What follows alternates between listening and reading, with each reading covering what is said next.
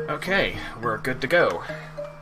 Greetings, ladies and gentlemen. Thank you for joining me this late, if you're in Eastern Standard Time or early wherever else you are. My name is Schtolteheim, and joining me for commentary is...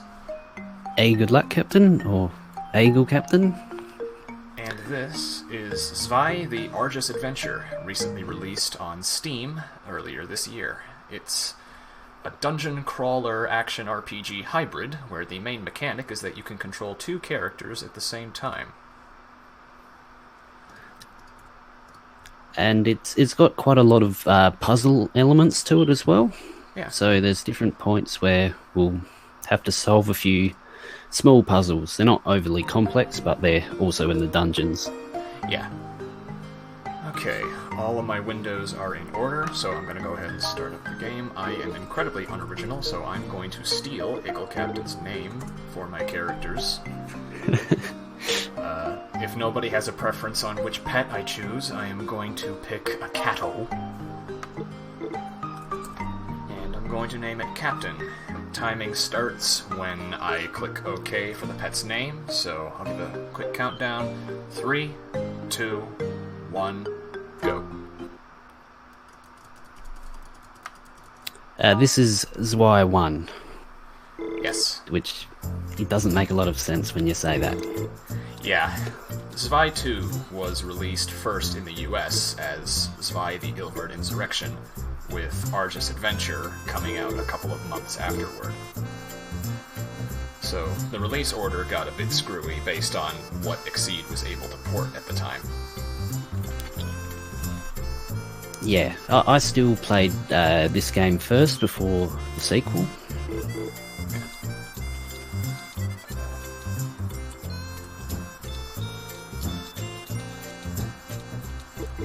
Admittedly, I didn't really think we'd be getting this game in general, because this got released something like 16 and a half years after its original Japanese debut. It originally released in 2001, though you wouldn't be able to tell by how well the visuals have held up since then. Yeah, it is really pretty to look at. I know, I really can't get enough of this hand-drawn visual style. Yes, Astaroth, the sequel is actually Zwei. Technically Zwei 2, but that's just 2-2. So I'm not entirely sure what Falcom's marketing department was thinking. The basic plot structure of this game is relatively simple. This masky McMackface guy just nothing personnel kiddoed this guard, and then stole all of the 6 idols from this village's temple.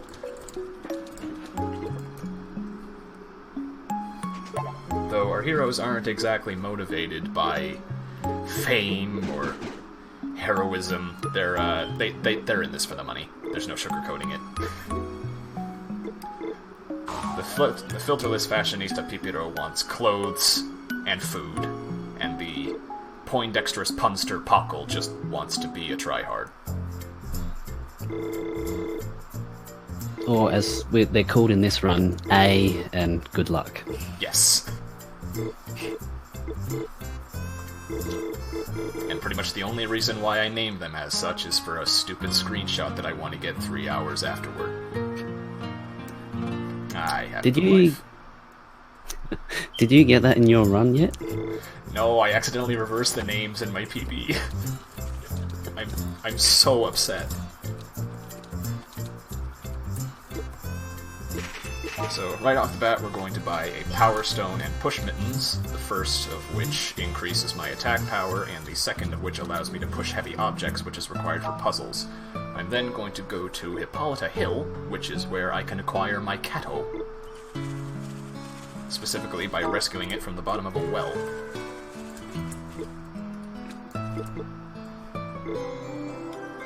So the Power Stone is really important to get. I have done practice of this game before without buying it or equipping it, and it did not get far. Yeah, you just do 1 damage without the Power Stone equipped. Until you get a level up, at least. Yeah. However, having acquired the pet, I'm not actually going to use it. Instead, I'm going to let it rest at home, and once I leave Puck Village, you're going to notice that the pet is going to wander off on its own on the top right corner of the screen. This is its own sort of mini dungeon-crawling minigame within the game. So, one of the major dynamics of this run is that, for a lot of it, I have to keep track of where the pet is, because it gets some important items. And I can influence its direction by, well, giving it directions at set periods.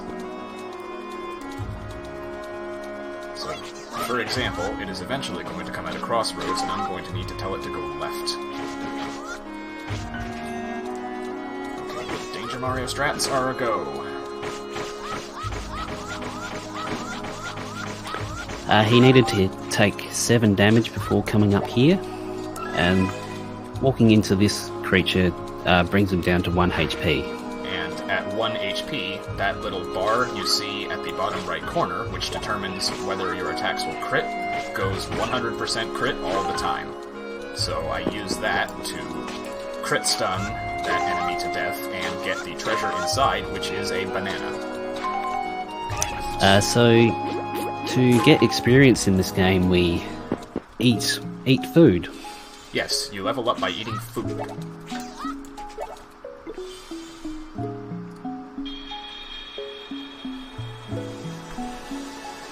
So, a major part of routing this game is balancing out what food you have and when to eat it. Okay, pet needs to go right. Its current directions are left, left, right, left, which will lead me to a specific collar that it can equip for better dungeoneering. Yep. And there is a important reason we need to use the pet to go on these paths. Yes, by earning collars and then trekking into pet minigame dungeons, you can defeat the bosses with the use of said collars, and the game just minimized for no apparent reason. And in doing so, you earn empty aluminum cans. And while, yes, those do sound completely useless, they are actually, I kid you not, used to craft the second best set of armor in the game. And we do pick up some can pull tops through different chests and breakable boxes. They're also used to make the armor as well. Yes. Specifically, the system you use for the blacksmith you eventually get access to is that the empty cans are worth 10 aluminum points, with pull tops being 1. And we need 30 points to get the first thing of armor that we acquire, and 50 for the second. Okay, pet's going out already. Now for right. The next set of directions I need is right, left, left, left, right. I might have missed a left there, but I have it in my notes in the corner of my eye, so... Yeah, it should be 4 lefts. Yeah, 4 lefts, okay.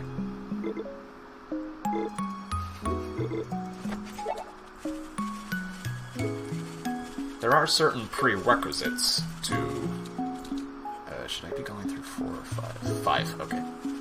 There are certain prerequisites to entering pet dungeons. In order to get the collars, you need to be a certain level, which is why I immediately had to ingest that banana. And to enter a pet dungeon, you need to have completed 1 stage in the counterpart actual dungeon. So in this case, I basically need to gotta go fast my way through Kayapa in order to unlock its counterpart in the pet minigame, and I'm going to eat food because those things are annoying. So alongside giving experience, the food also heals us. Yes, so it's a bit of a it's a bit of a double effect. Yeah, you get 2 birds for 1 stone. Oh, okay. Excuse me, please. Yeah, you're gonna see me die a lot in this run, because dying is incredibly easy, especially in the early game. so do not be surprised if I just keel over dead at some point and have to restart. Of course, I'm also saying this because I have absolutely no self-confidence in myself, but that's beside the point.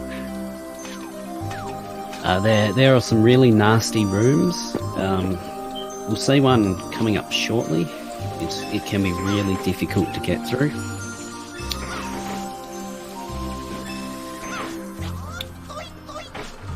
Okay, I think I got through. Gonna eat some food to be safe.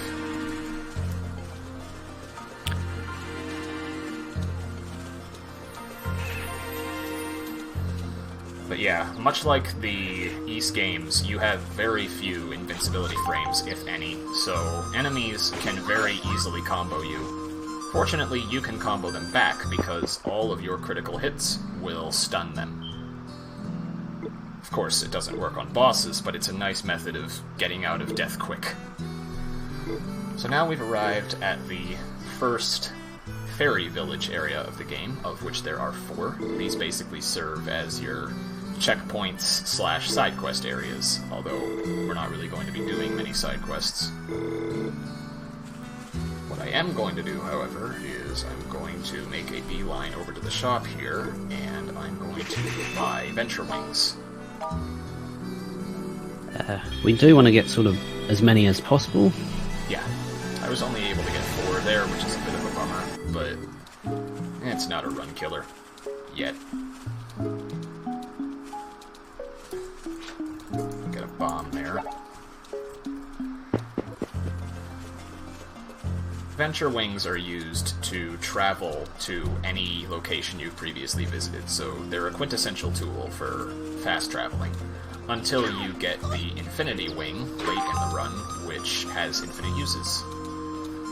So, that's pretty nice. It's just a shame I have to deal with a shoddier alternative for 2.5 hours. So right now we're in level 00, which is pretty well the easiest level. We need to come here just to rescue this fairy. Yes. This fairy ran off from the village, and so we've had to retrieve it in order to appease the elder.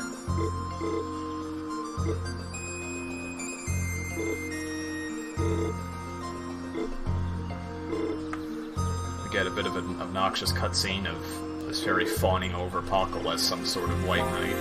Well, shining knight. Then I have to go back to Sylvan Woods to report my progress to the Elder, and I will get one of the set of 4 MacGuffins that I need.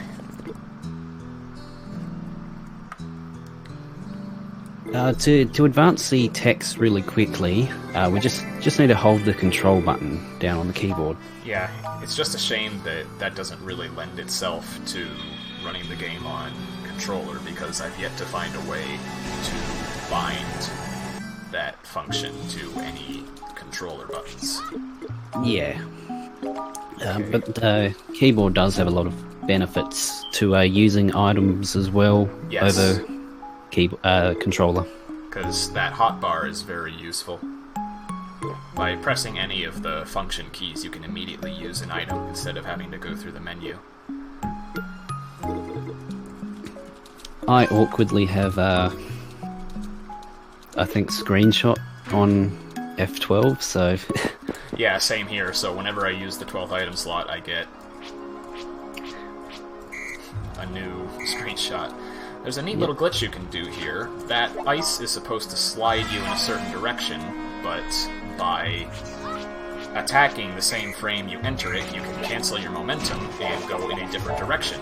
That lets us get a smoked egg, which is a really good food item that we're not supposed to have at this point in the game yet, and now we're level 5. So this area is actually blocked off by a tower there, which we need elemental magic to come into here normally. So this was my contribution to the run. Yeah. I sort of only really found it because I was having a really hard time progressing through learning this area. And so, naturally, I just searched for a way to skip through some of those areas. Okay. I've got More pet directions coming up in a bit. The pet has already defeated one of the Hellcat enemies. Oh wait, no, I need to be going up to get some more food.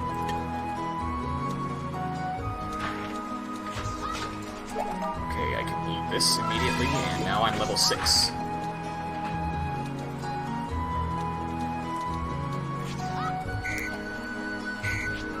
So to come here, the intended way is really difficult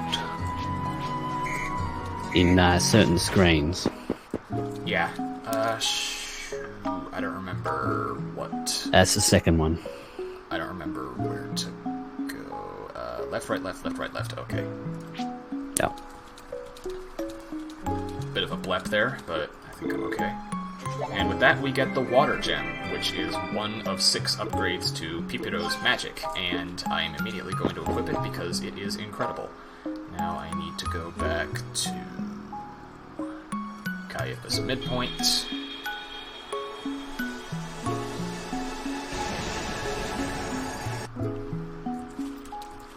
Gonna do a save here because I'm paranoid. And it's off to the first boss fight of the game. I don't blame you for staring at the cat the whole time. The cat is adorable.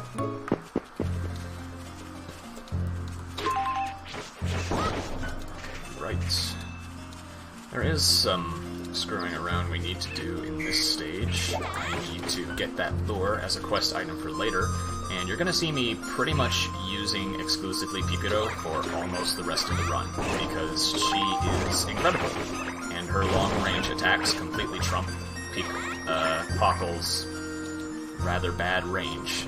So she is pretty much undisputably the better party member for most of the run. There are times when we use Pockle just to take down certain enemies which are sort of immune to the magic. Certain enemies do resist magic, but outside of those fringe cases, we don't really use Pockle all that much.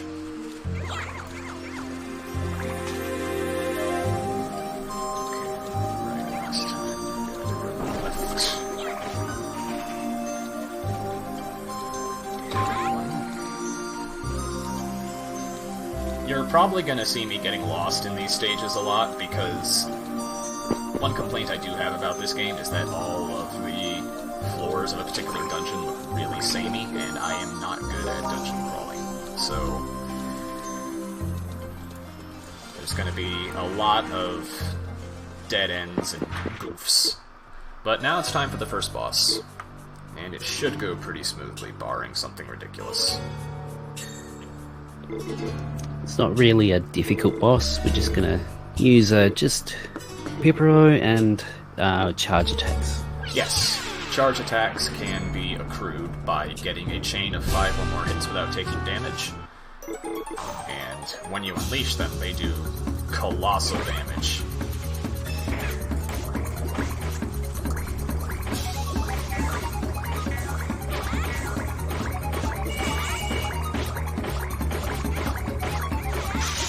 Dead.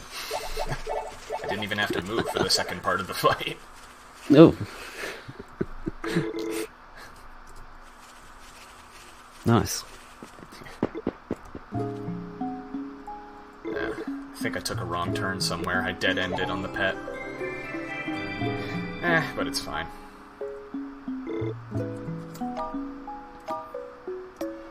Now I need to warp back to Puck, because I need to take that lure and give it to somebody who is fishing in Tripoka Lake.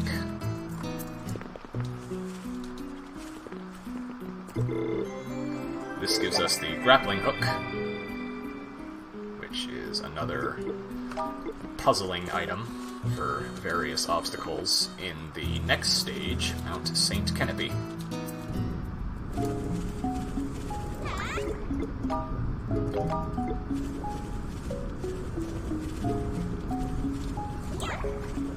Without the water gem, you aren't able to get in here because that fire pillar is blocking your way.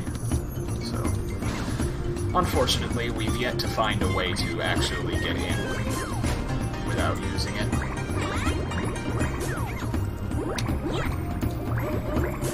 Yeah, there's a few areas. There's a lot of areas which are sort of blocked off by the towers. Yeah, they pretty much serve as your main roadblock for most of the game.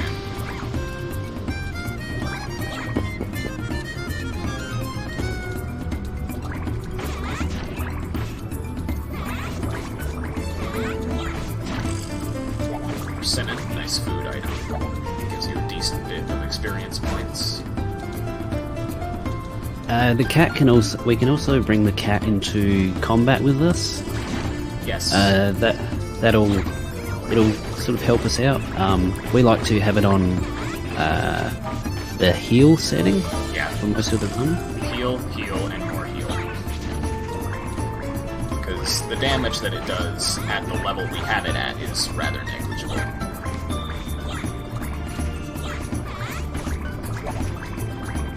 Okay, left and right.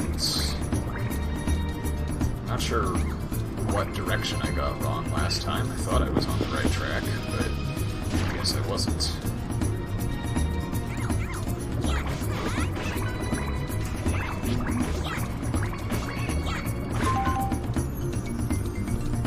Okay, apparently I also got it wrong that time. Maybe I went left, right instead. So we can fall into a bit of a trap if we're not paying attention to the cat as well, because if we don't pick an option for it, it'll just go into a completely random direction. Yeah, it will decide on its own if you don't give it a direction in time. Fortunately, I made it out, so heal, save points. And it's already back out, so I've got another chance. This cutscene also freezes the pet progress, so I can use that to check on my notes what exactly I'm getting wrong. Should be left, right, double left, right, left. Yeah, that's what I thought I'd been doing, but apparently I've been screwing it up. Oh well. Now for Mount St. Kennedy 8, which is not a very fun level because it introduces enemies that are immune to water magic, which means you have two options. Either unequip the water jewel and go exclusively unaltered magic, or you switch to Pockle, which is the option I'm more comfortable with. These does have some nice greaves, though. I can equip those. The only one gripe I have about the equipment system is that equipping items takes up space on your hotbar. So if you want more defense, then that's fewer slots for food and other items. Yeah, and you can sort of take up more than half of the hotbar if you're not careful. Yeah. The sort of the items that drop will fall onto the next available slot as well, so you can fill up with bombs and wings and any other equips that you get. That was pretty sloppy, but I have no room to complain. It's 1 in the morning. Oh dear.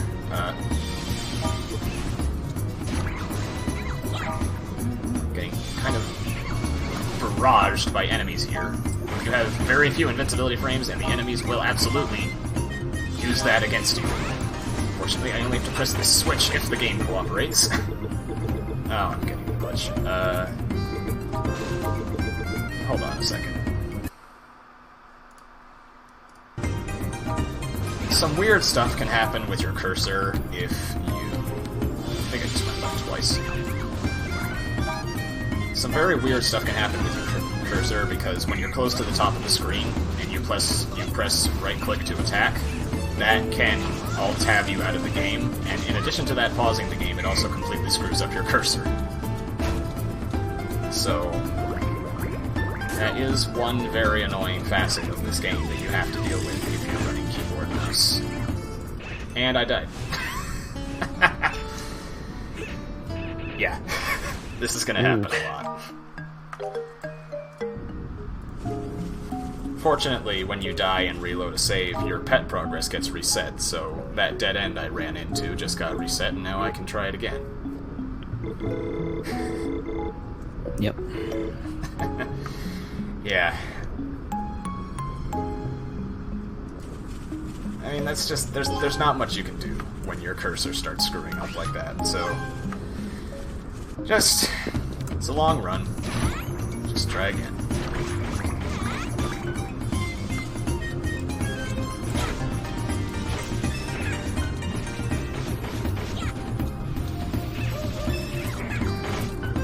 Left. Got some food.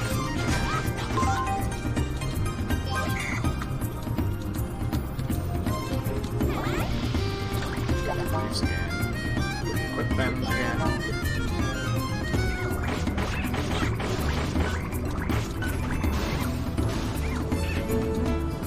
Just get through this area as quickly as I can. Get some food.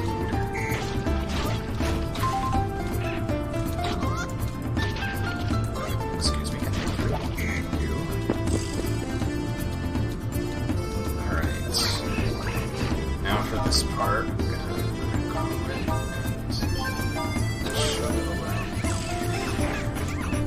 Whoa, okay. These enemies can also turn you to stone, which is quite annoying, as you would suspect. Yeah, most status effects are really annoying in this game, so we're going to try and minimize that as much as we can through equipment. Yes. Oh, great, happened right off the bat this time. I'll tap back out. How am I gonna get out of this? Okay, backtrack, fire off a combo. I think I'm on left.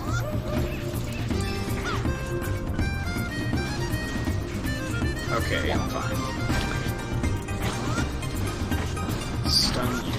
Get the switch. Get out of here. So the enemies in this awful screen here, they do follow you into the next area, and this one here is a bit of a sort of puzzle room where we need to take out all the enemies.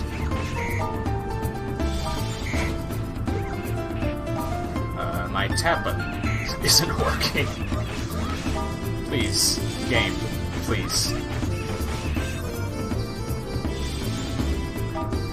Another dead end on Cat. I thought for certain I had been getting that right. I might just be looking at the wrong caller location. 2 health. Oh dear.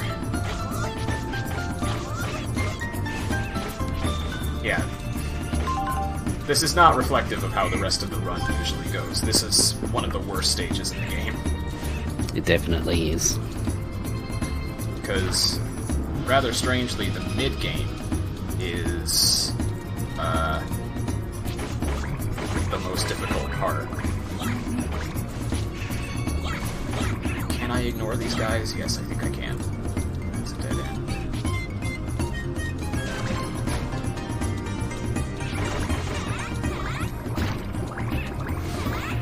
Screw this. I'm out.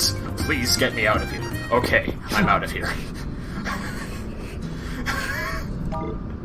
Welcome to the Salamancer's Den, everybody.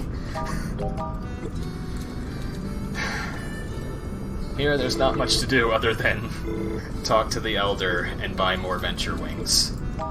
There's always something you need to do for the Elders in order to get the keys for their respective gates. In this case, I need to go back to Puck Village and get a poster from Pockle's room. Why do they want a poster? That's what I want to know too. So we have to make a quick detour. I'm not sure. This is where I would pick up the pet if it already has the collar, but unfortunately it doesn't because I have been massively screwing up this entire run.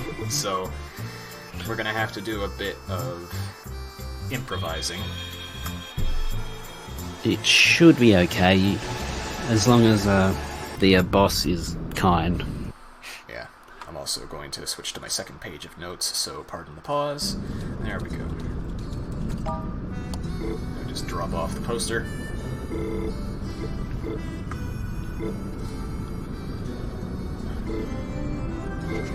Oh, right, it was to entertain the children or something. Yeah. So, Yeah. now we warp back to Caiaphas Midpoint in order to get the next gem on our list.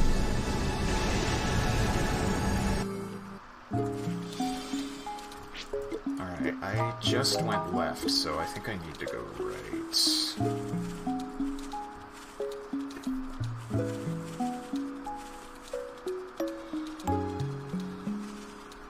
We're headed into Caiaphas 8 next.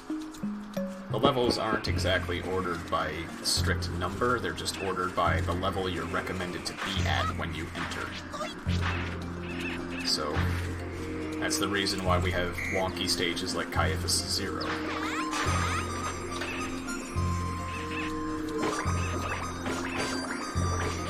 Cat selections on controller are on the triggers. So, left would be the left trigger. I'm not sure how they're done on keyboard. On keyboard, it's plus for left and minus for right. Okay. I think that's left, right, left that I just did. It might have been left, right, left, left, but I don't know. This area here has a bit of a wind effect. Yeah, so it pulls you in various disorienting places. Alright, we go right.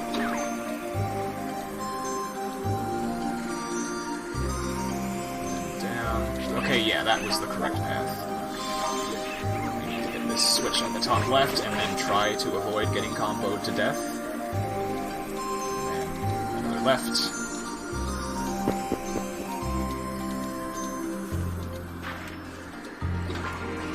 Pick up a venture wing here. Get glitched around by the wind, because that's always fun. Oh, no, that was also wrong. I think I didn't go left enough times. Oh well.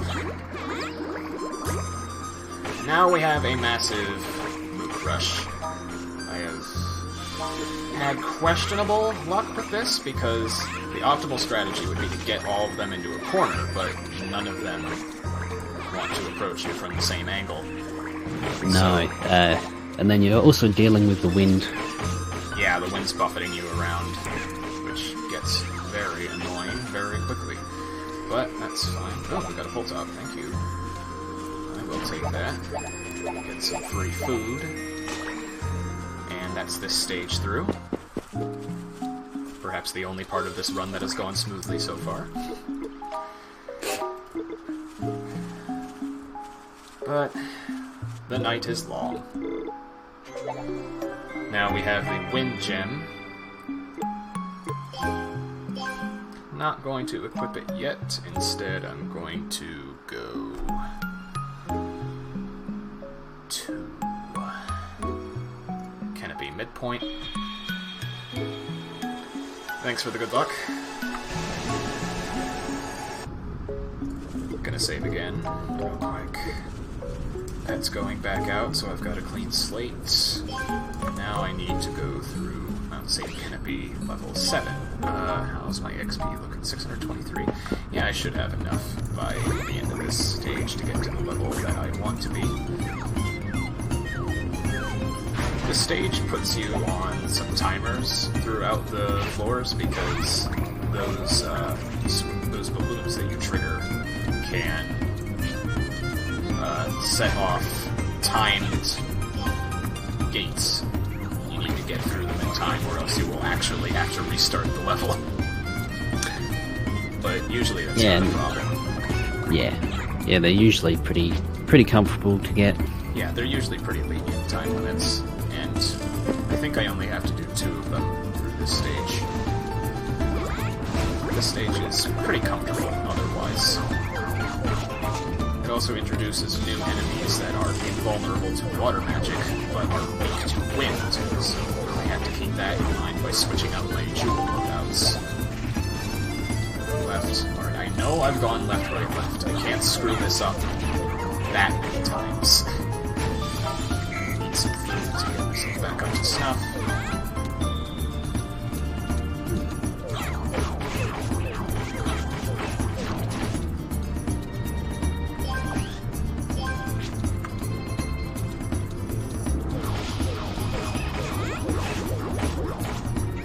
So it should be right, left now?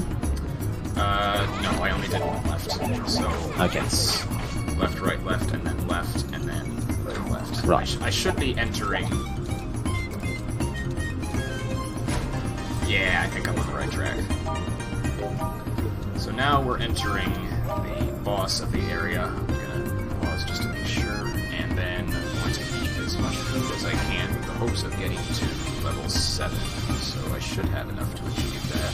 Just eat some cherries, and there we go, level 7.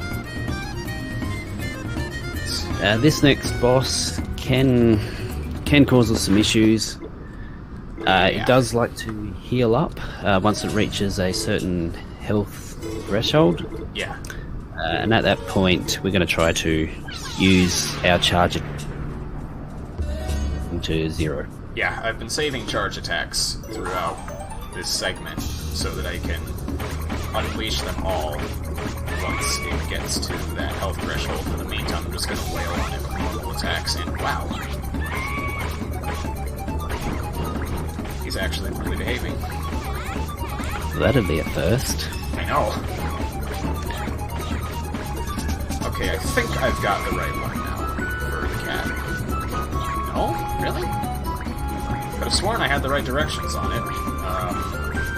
I don't think the game is glitched at all, because I'm the right level. It should have given me the call there. Okay, now it's at the threshold, so I'm just going to fire off charge attacks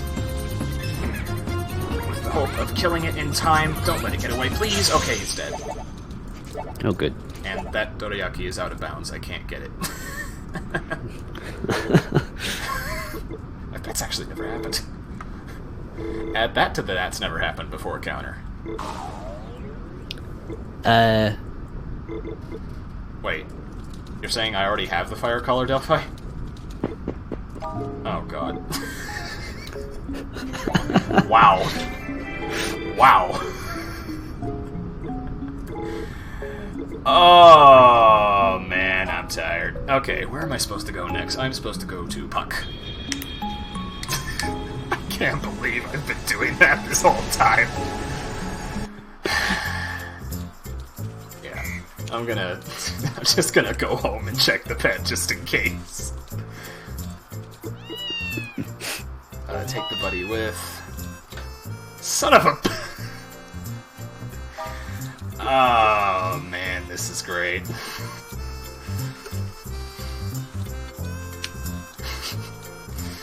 Oh, well, at least we can go on the correct paths now. Yeah, at least I can actually get to where I'm supposed to be now. Okay, calm down, calm down. I need to deposit the 2 idols here in order to advance the story, because without it I can't get the next puzzle-related item, the magnet. So now that I have that done, I'm going to take a quick detour. I need about 1,400 penny for the items I need, but I don't have that yet, so I'm going to need to do a quick bit of money grinding. Okay, where on earth am I supposed to go? Okay, right. Next set of directions is right, left, right, left, left, left, left, right.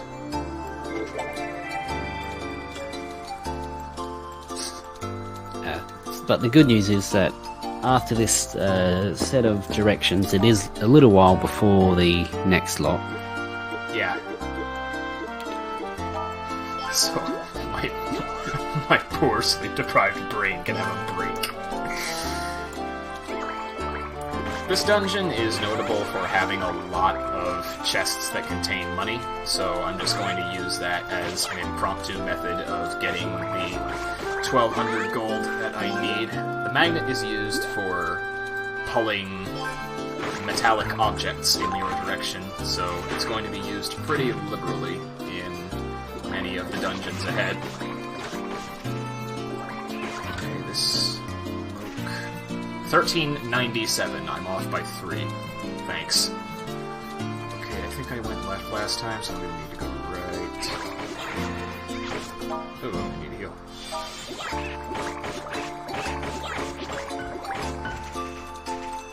I'll get some more money just in case, and that takes me to 2400. I am out of here.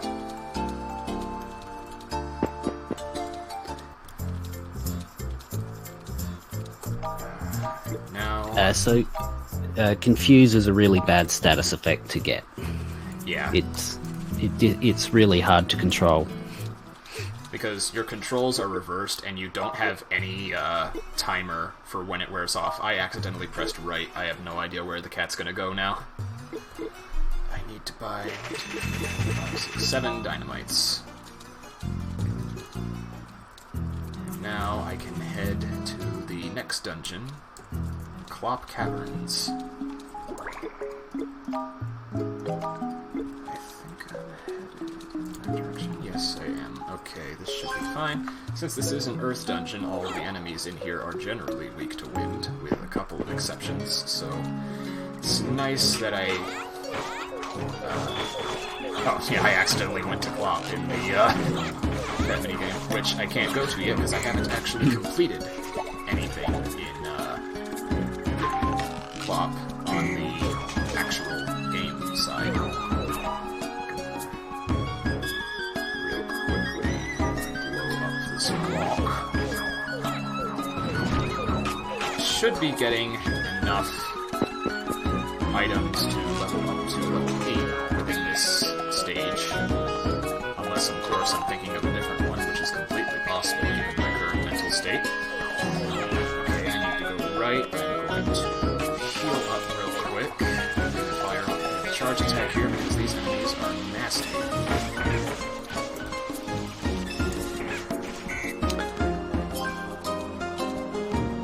Yeah, we should be picking up some squid noodles in Clop Caverns 10. Yes. And those have a lot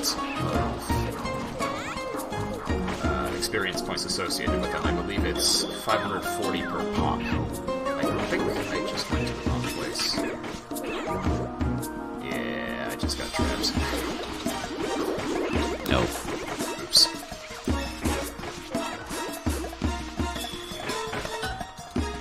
And I didn't even have the common decency to drop any food.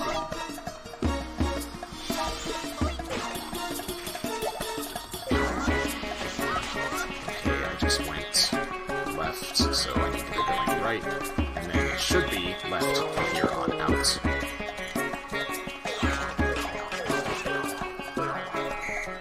Ah, yeah, now I remember where I am. Okay. One interesting thing about Zwei that we don't really take advantage of in this run until the very end is that if you acquire 10 of the same type of food item, then you can exchange it at a local bar in Puck to get a better food item that gives you more EXP than the sum of the 10 you had. So that's the system the game wants you to use to gain levels quickly, but we ain't got time for that. Yeah, so somehow I completely missed that in my casual playthrough. So I had no idea it was actually possible. Yeah, the game doesn't really explain a lot of things to you. I basically got most of my information about this game from Exceed's streams of it, because Tom could not stop gushing about this game. Okay. The sequel does explain a few things better. Yeah, the sequel has a much better, just general tutorial sequence.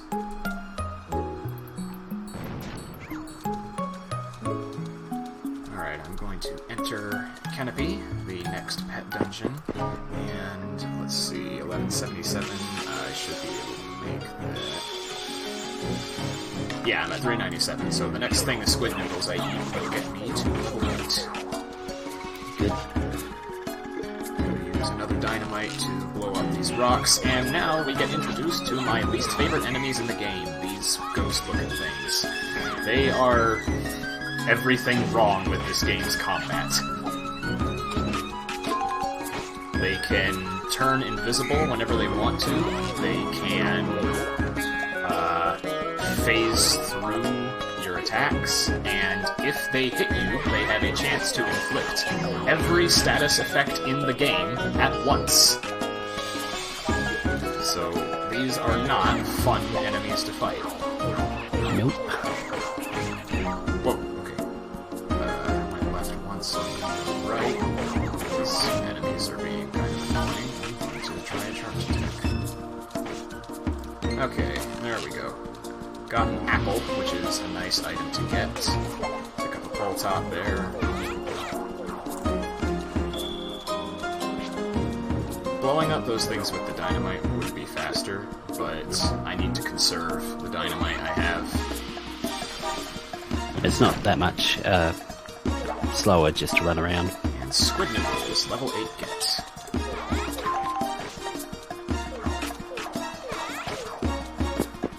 Yeah, I agree. That melody in Clock Caverns really does sound like Whereabouts of Light.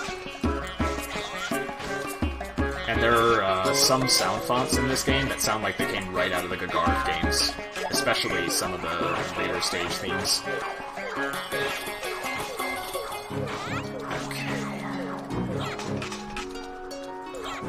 Okay, that's not where I need to go. I actually went the wrong way. Oh dear, I'm confused.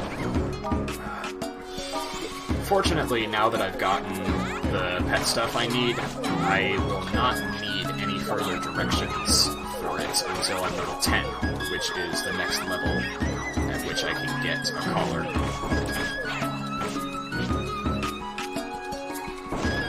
And I am just getting right. So, I don't really care where the pet goes at this point. It can just do whatever it wants. Or if anybody in the chat has any fancy suggestions, I can take it wherever you guys want it to go. And... oh, I split too early. There's one more level of this nonsense. And I just took a screenshot. Oops.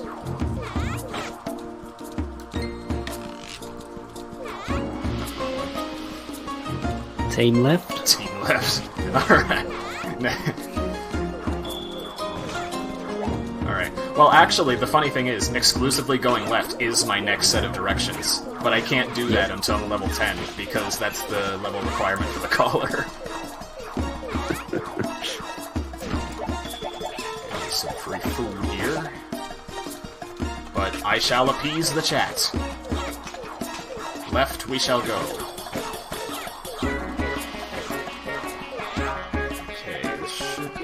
Set of stuff I need to blow. Okay, and we're through to the Gnome Protectorate. I accidentally pressed right. We can talk to the blacksmith here to get our next puzzle-related item, the battery. And then we need to talk to the Elder. I will make absolutely sure to press left this time. And strangely enough, the fetch quest we have to do for this Elder is we have to get some wine. Despite the fact that both Pockle and Pipiro are 14, we need to go fetch wine for a granddad. And I have some extra money, so in the meantime I'm going to refill on Venture Wings so that I don't run out. Look, Hippoleon, I'm tired right now. I'm doing the best I can. Can we still be friends? I hope you have it in your heart to forgive me for this grievous error. Ooh, I can get some sliced bonito. Where was I going again? Oh, right, I was going to Dabney. We need to find the Elder of Puck, because he would probably know where we can find wine in the village, and it turns out he has his own personal stash called the Bow and Eros, which is being held for safekeeping by his daughter, who's also the town medic. This whole town is whack. Yep. So Pipero has some really good one-liners throughout the story. Yeah. There's a reason they call her Filterless. Because she just, without abandon, roasts everyone and everything. But now we have the fire key, which means we can get the fire gem. Adventuring. So back to Canopy Midpoint.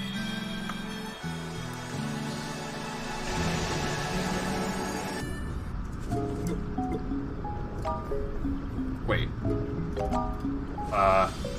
The cat just walked itself to a dungeon. Yeah, it can do that. I have no idea where it is right now. I had it earlier walk its way to get a collar for me. That's great. I nearly just died right off the bat.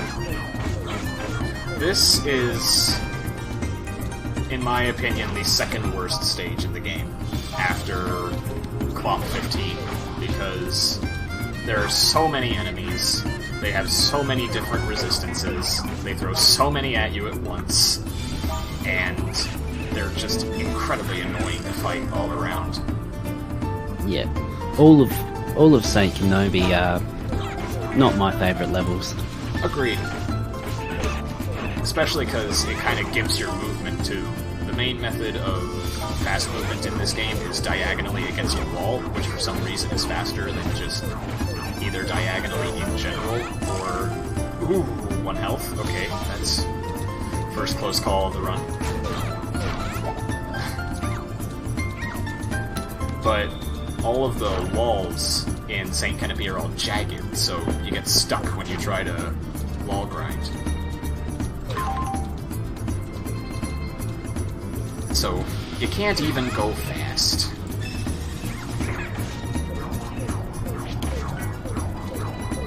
The fast diagonal movement is one of the first things you actually notice when playing the game. Another death, but I didn't get very far in the level anyway, although unfortunately pet progress is reset, so we're not going to be able to keep that item she got, which is a darn shame.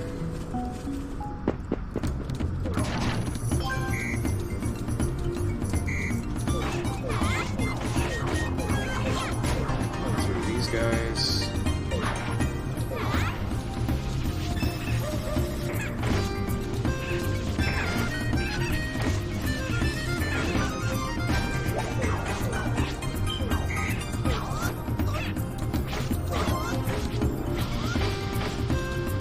Okay, to appease the chat, I will go exclusively left. Okay.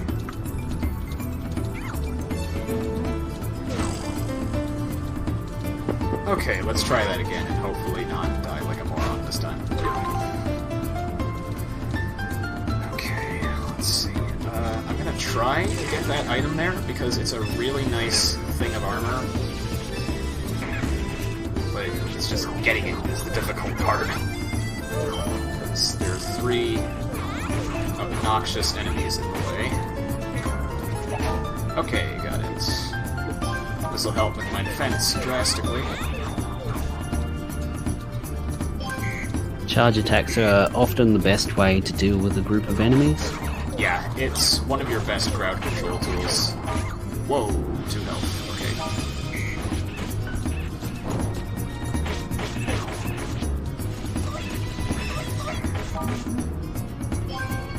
What did I do that for?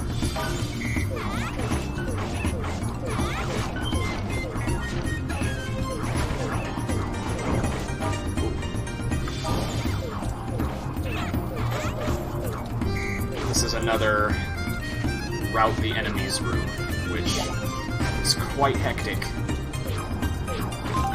There we go.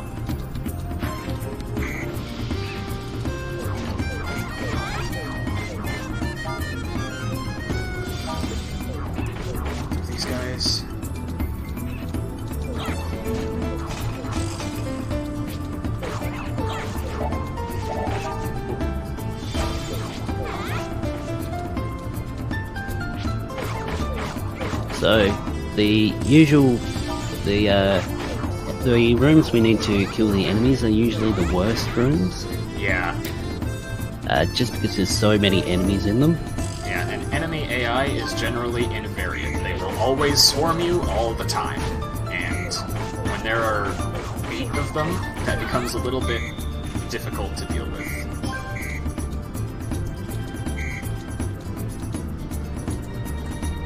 So if we can get through a room just by hitting a button or doing some other objective, those are the rooms we like to get. Yeah. This room is actually a bit of a twist because we want to kill everything even though we don't have to. There's a really nice piece of food hidden behind an objective wall where you have to kill exactly 8 enemies for it to open. Whoa, I just nearly got comboed to death.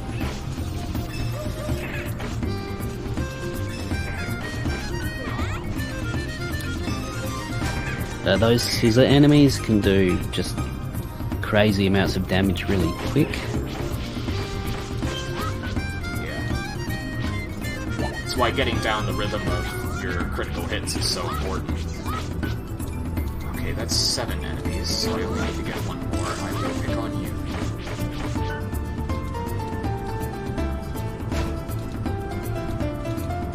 Exactly 8, and we get a hamburger. Which is a bit odd, but okay. Alright. Still can't get the collar yet, because I'm not quite level 10.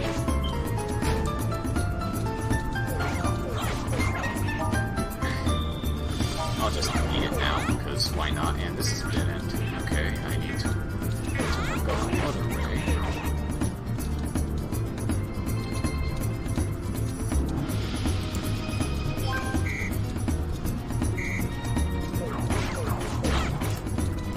It also is worth noting that this is a relatively nascent run.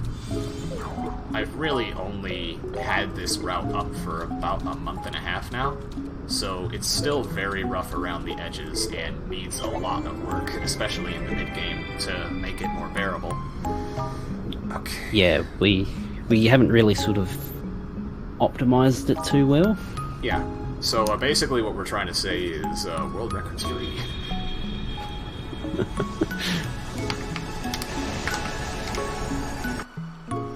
Now we need to warp to Pavel Midpoint, and we need to equip the fire gem. Where is the fire gem? There is the fire gem.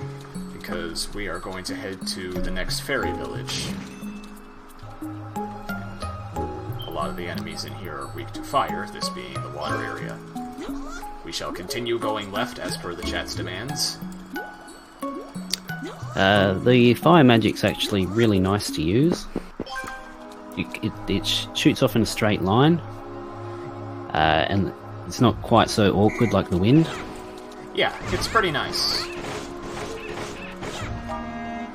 Really, my only complaint about it is that it's got a bit of a low fire rate, but that's really just a nitpick in the grand scheme of things.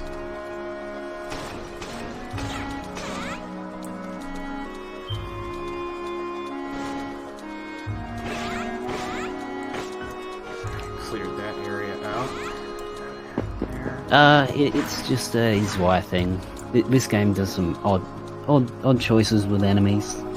Yeah, and you gotta have that elemental duality and stuff.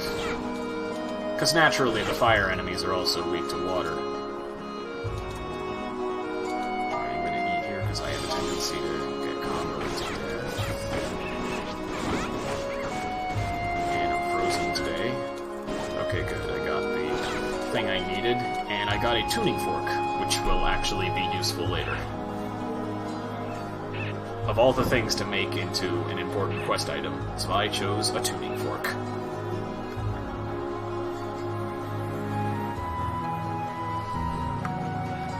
Grass enemies? They're wind enemies, but they're weak to earth, with earth enemies consequently being weak to wind.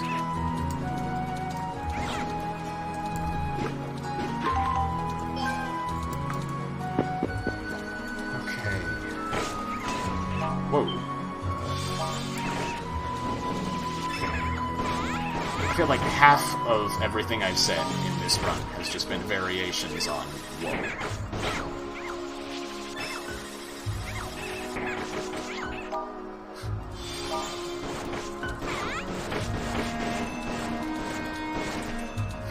We shall continue going left. Oh, I chose the wrong thing. I need to go back.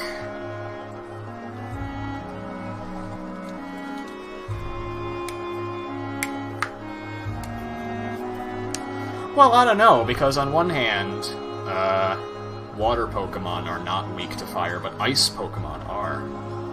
So you gotta think about that, man.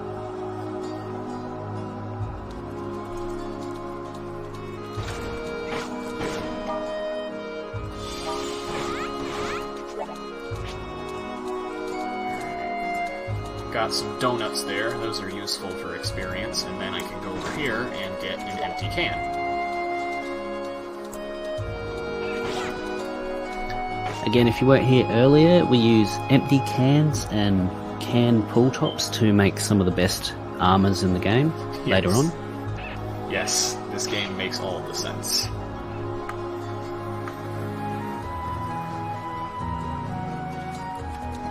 We can also throw them into the lake or something, can't we? Yeah, you can throw them into the lake to anger the lake spirit, which has the effect of actually rewarding you with items that she tosses out back you. Well, tosses back out at you. I cannot English right now. As some sort of punishment for your littering. Unfortunately for her, those items are actually useful to you, so it sort of backfires in her face. The reason why we don't really do that in a run is because the quality of the items you get depends on how well you do in stages, and judging by the game's metrics, we do very poorly in the stages. Yeah, we don't really go above bronze, do we? Yeah, we never get anything higher than bronze. I think anything higher than bronze requires repeat go-throughs of the stage. So, that's obviously a little bit antithetical to the point. Ooh.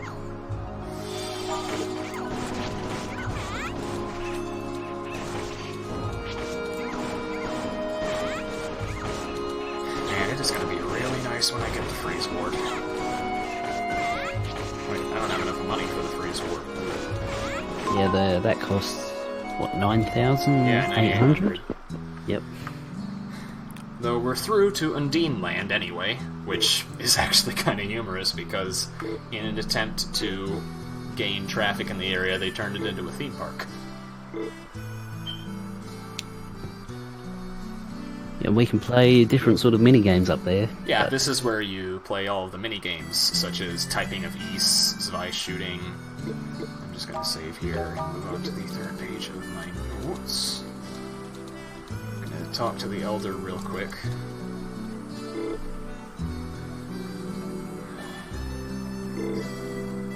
This is going to be potentially really dangerous, though, because not having the freeze ward for the boss fight is quite a problem. So, I might need to improvise a little bit.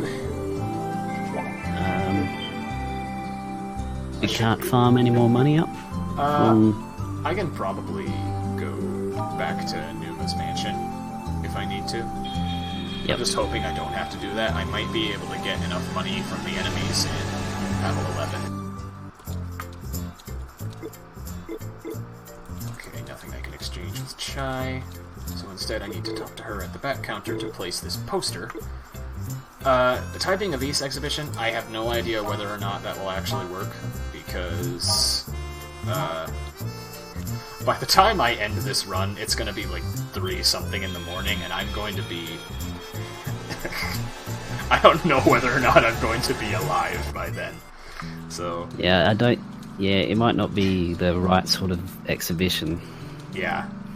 So, it'll depend on how far below estimate I am, and also whether or not Ghost King wants to start immediately after I end. Because he's got a pretty late schedule, too. Alright, now I need to go back to Pavel Midpoint. No problem, it's just, that has actually kind of been tossed around semi-seriously, so I just felt the need to clear the air. Alright, next is Pavel 11. Still can't get the collar, but I can continue going left and visiting that one lady. Out of force of habit.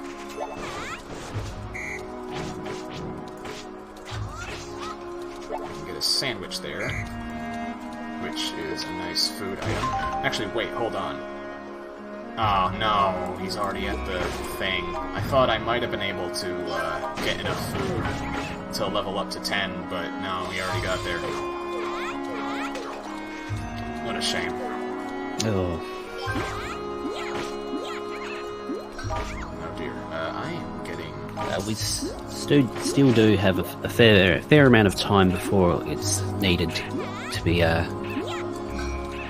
followed the directions for the pet. Yeah, we still have quite a bit of time before the pet's direction needs to be taken into account again. In the meantime, we can get some chocolate. But, oh wow, the pet's already going back out. Usually he doesn't go out that quickly.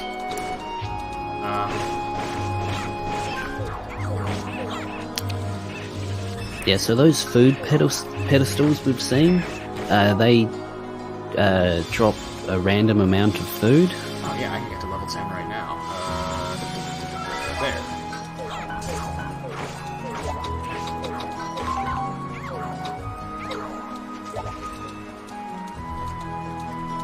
Alright. Simplest directions in the run. Don't screw them up, Schtoltz.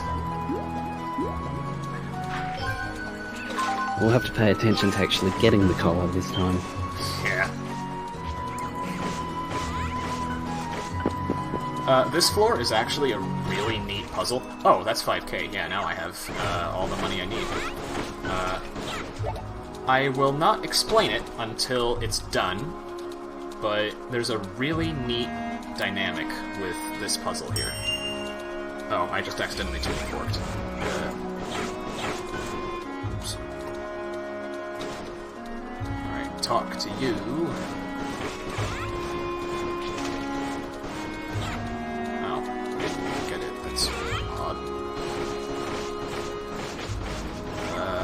Try again. Maybe I had to be level 10 by the time I started. Okay, these enemies are getting really annoying. Oh, the jellyfishes? Yeah. Because they can suck you in, and then they will kamikaze, so... They've just got a really annoying strategy that works, much to my chagrin. But puzzle's halfway done, so this won't be a problem for that much longer. Alright, I think this one is next. Yes, this one is next. Yes, the cat is the goodest of boys. Or girls, I don't know, it doesn't have a gender. Next up is this one. So we use the F keys just to use items. And because we have the screenshot button on F12, if we use that item, we'll take a screenshot as well. Yeah. I suppose you could theoretically run this game on GOG so that you don't run into that problem, but that would probably have its own set of hotkey issues. Get away from me. There we go.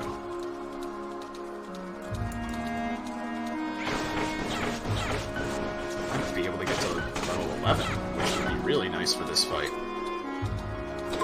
And there we go. So, the thing about that puzzle is that the layout of the dungeon floors on the minimap actually spells out numbers. And what you had to do was you had to press the switches in the rooms with the numbers in ascending numerical order. And I don't know why I find that so intriguing, I just thought it was a really clever puzzle. I hadn't actually noticed that before.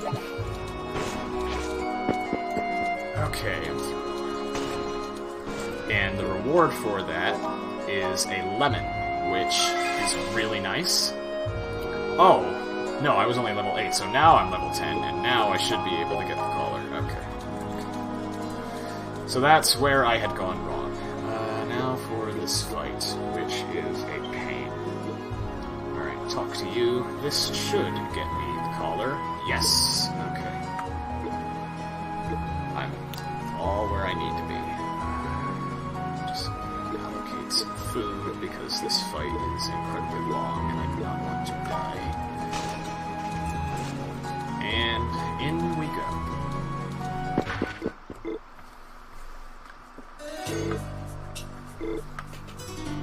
Yeah, I just have the magic stones on my hotbar. I actually don't know whether or not you can cycle through them. There might have been a hotkey they put in for that, but I'm not entirely sure. You can on controller. Oh, that might be why. So, this is one of the longest boss fights in the game, and I actually forgot to buy the freeze ward, so I'm gonna reload my file. Thankfully I just saved, so I can just go back to Undine Land. I can't believe I did that. Okay. Bit of an anticlimax, but whatever. Where is it? Oh, there it is. Unfortunately, that just reset pet progress, so I need to go through the area again. But, that's fine. Now to the altar. It's better than going in and getting instantly destroyed. I'll say that much.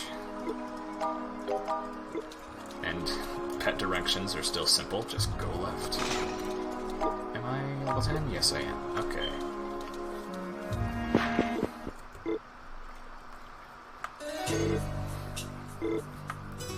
The problem with this boss fight is that you have to balance getting consistent damage in and never stopping your movement. Because just about the only way you can dodge most of this boss's attacks is by just beelining away at a diagonal. So usually this devolves into like a 4-minute long slog. His attacks also have a chance to freeze, and your combos have a chance to outright whiff. And we also do need to dodge its tsunami attack as well. Yeah, although that's a relatively easy attack to dodge because it's heavily telegraphed.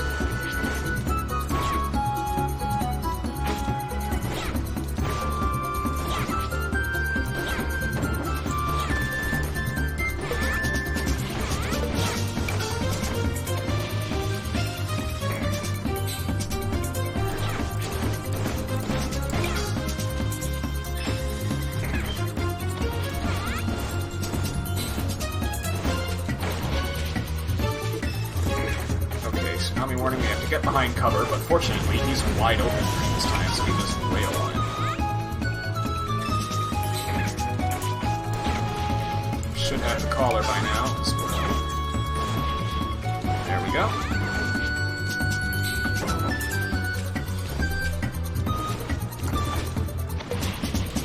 So the straight attack of the fire does help a lot for this fight as well. Yeah, it's easy to aim.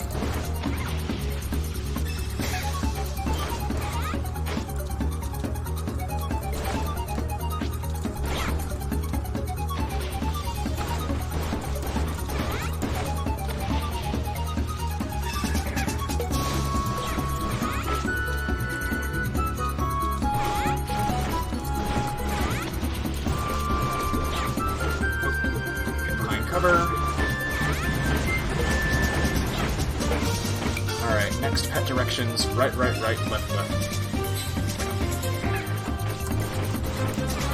Right, left, right. Yeah, okay, I've got it.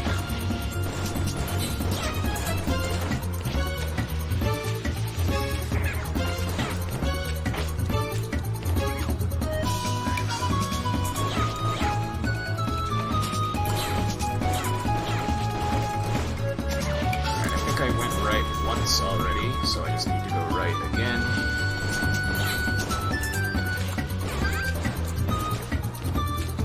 One annoying thing about this boss is that even if you can actually see his model off screen. If his hitbox is off screen, then you still can't hit him, so his head is not tangible. Ooh.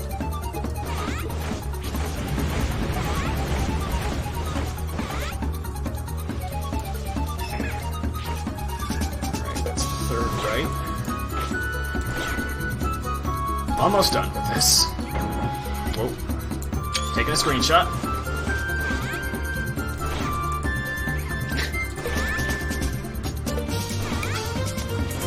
I don't usually have to also keep track of pet directions while I'm doing this fight, and dead.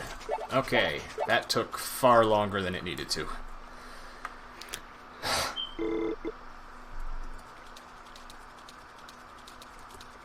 That is not there.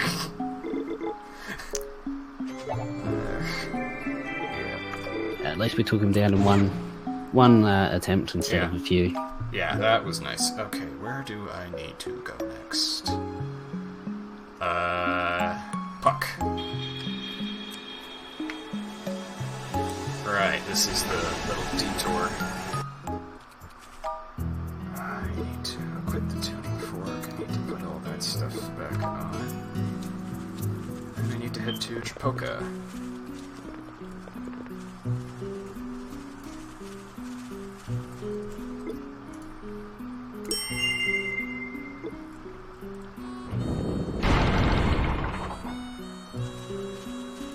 And that opens up a little side area. This is the Aquatic Approach, and in here I'm going to get... Actually, wait, I forgot to save. I should actually really do that. Where can I save?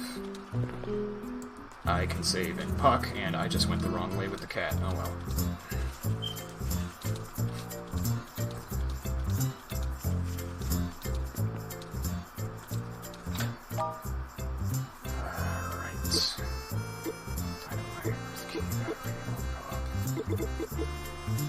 Just cleaning out my inventory real quick.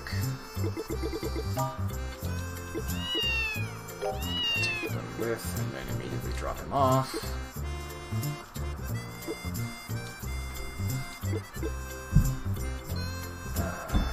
Yep. Now back to Trapoka. That does unfortunately reset pet progress, but my pet progress was a bit dead anyway. Yep. Okay. These enemies are excessively annoying because they've got a bunch of multi-hit attacks, and for the most part they're resistant to your attacks. They don't even have the common decency to drop any decent things. The only thing they drop is money.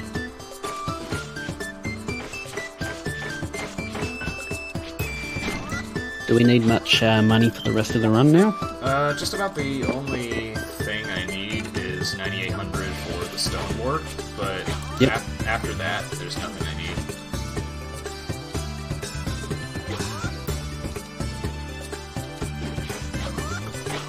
Yo, Tommy, enough of that. This isn't the place for that.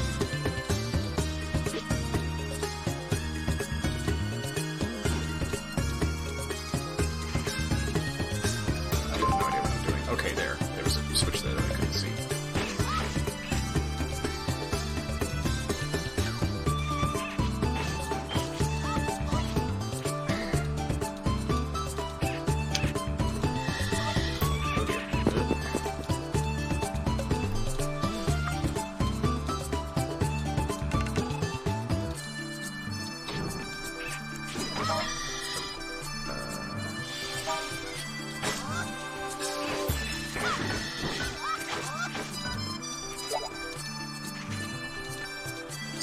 Right, left, right?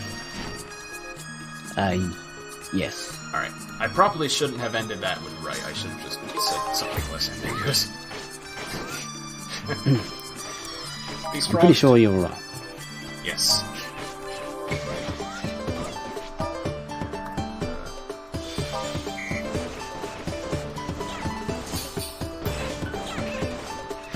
These frogs do drop some nice items, so I am killing them, but I'm trying to avoid killing the, well, just engaging this fish, because they are annoying and yield nothing.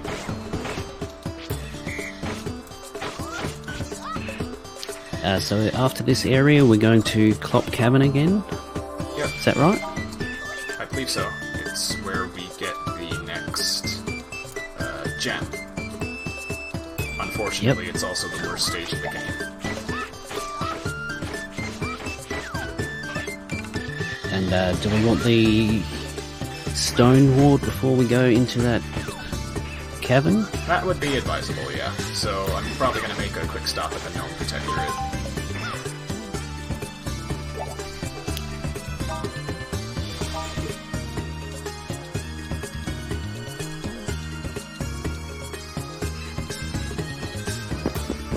The reason we're going in here is because we're going to fight an optional boss to get a scroll item.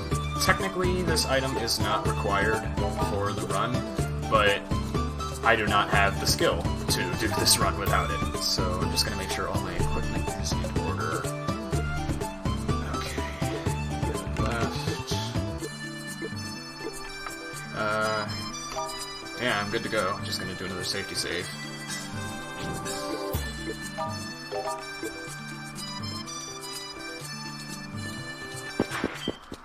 This is another very long boss fight.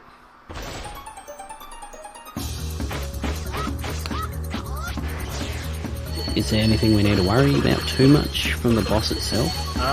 It's got a really annoying breath attack that cannot be easily dodged, aside from just running away. It's got a very wide range.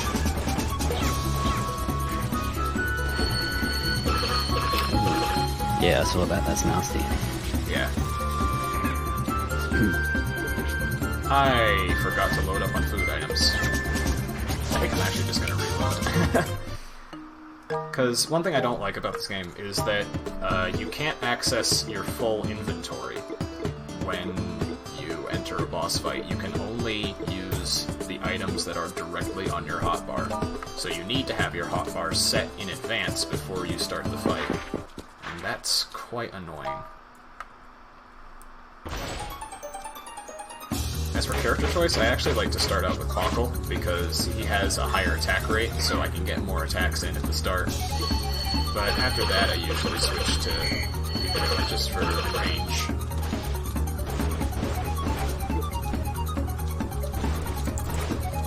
And you just stick with the fire magic? Yeah. As far as I can tell, this boss is weak to fire.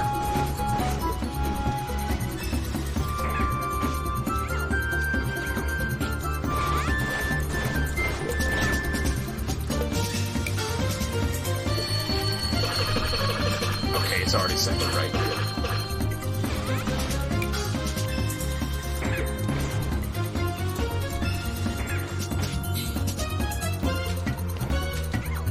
The main thing that slows this fight to a halt is it has that attack where it just flies up in the air and rains down projectiles on you, and he can do that for pretty much as long as he wants.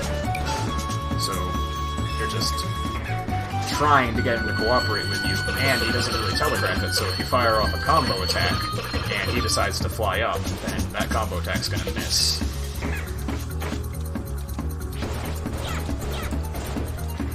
Wow, he is really not cooperating right now.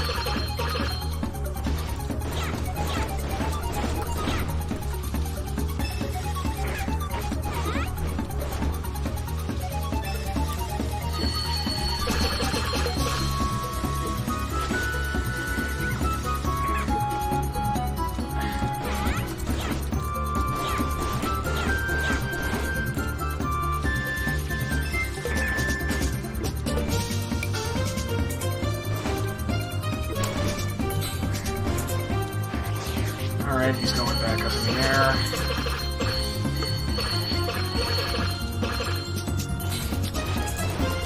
And the pet's entering the next area? Yep. I think I need to take it left then right.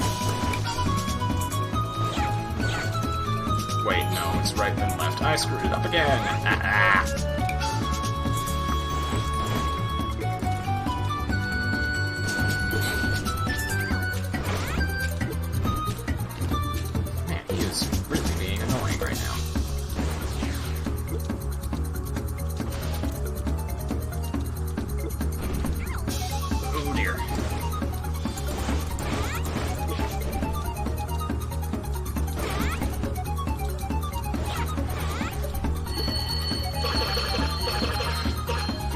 does he have any different phases like Phoenix at the end?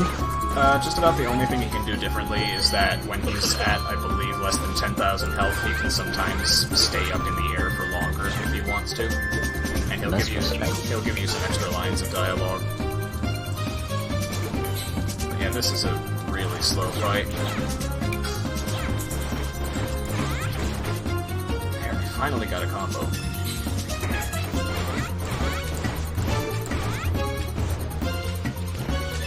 Of course, he chooses to wait until he's nearly dead to actually behave.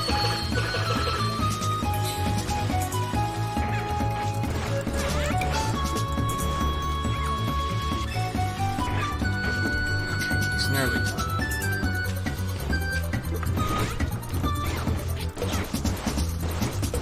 Okay, he should be dead after this. There he goes.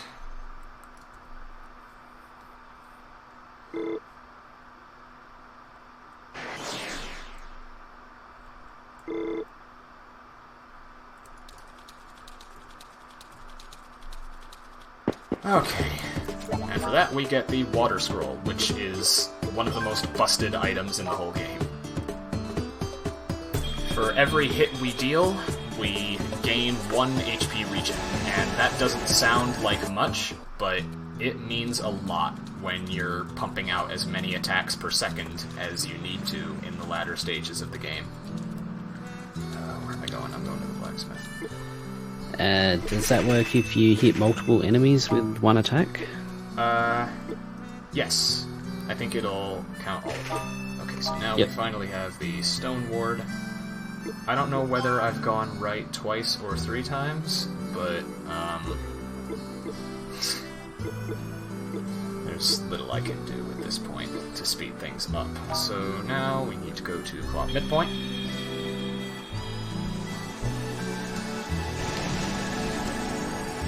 What system? This is PC.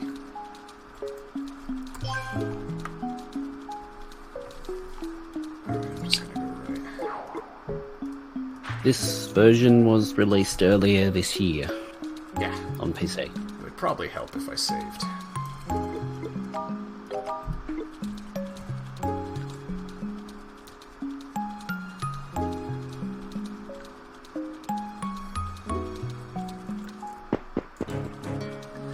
And now for the worst stage in the game.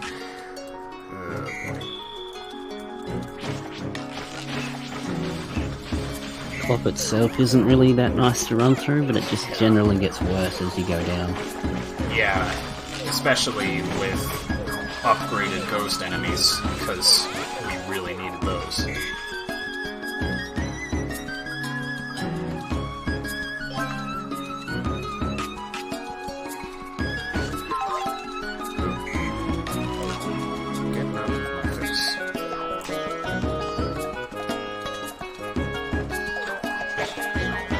Just about all of the enemies in here are generally unpleasant. Especially these bee things. Alright, make sure to go right this time. Because their stingers can paralyze you. And poison you, depending on what type of bee it is. Fortunately, though, in this chest we can get a smoked egg. And that will get us close to level 11. Just about only need one more good thing of experience, and I might be able to get that from these enemies here. They drop... well, they can potentially drop donuts. None of them did that time. Thank you, RNG. But, yeah, having the Water Scroll for this segment really helps. I actually usually don't have it at this point. I tend to get it after going through Clop 16, so... on-the-fly route improvisation.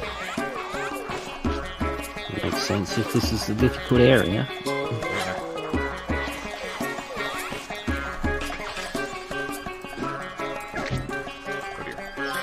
Okay, that's through. Now that we press that switch, we can move this.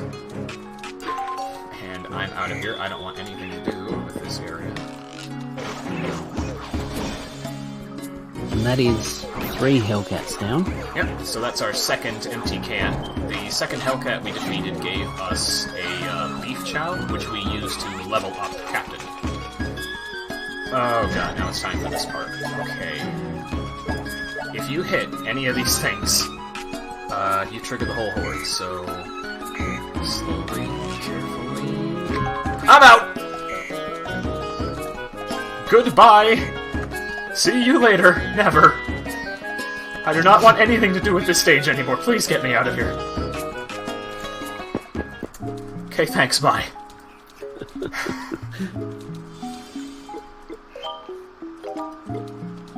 At this point, I don't care where the pet goes anymore. And that's the Earth Gem.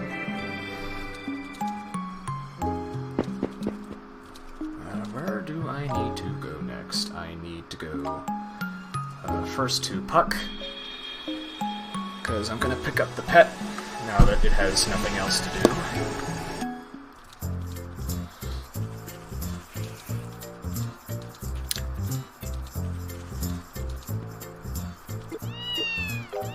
Pet has found items on its adventure and has somehow put them in your storage chest. I love this game's dialogue.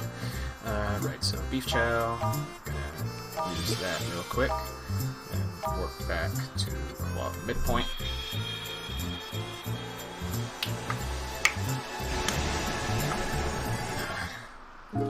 Make absolutely sure to save, even though I think I just saved like 2 minutes ago.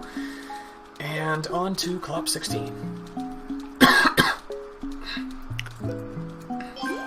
So we want to hit level 12 before this next boss? Preferably. And at the very end of Clop 16, in the lobby before the boss, there's an item that should get me to level 12 from here. Oh, it's this stage.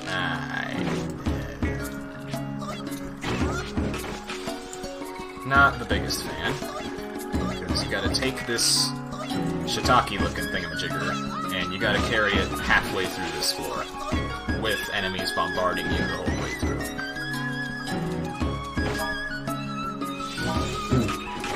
So that's one of Pockle's jobs throughout the game, is to move the objects for us.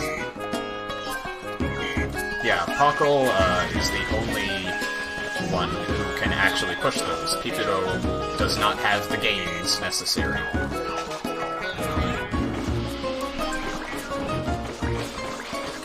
Clear up these guys because they're being very annoying right now, and I am close to it. We also got the Earth Gem, but I'm not really keen on using it because I personally don't think it's that good. It's similar to the Fire Gem, but it just doesn't have as much range to it. It's a much narrower projectile. I should probably set the pet's AI. There we go. So now the pet will heal us and do nothing but heal us.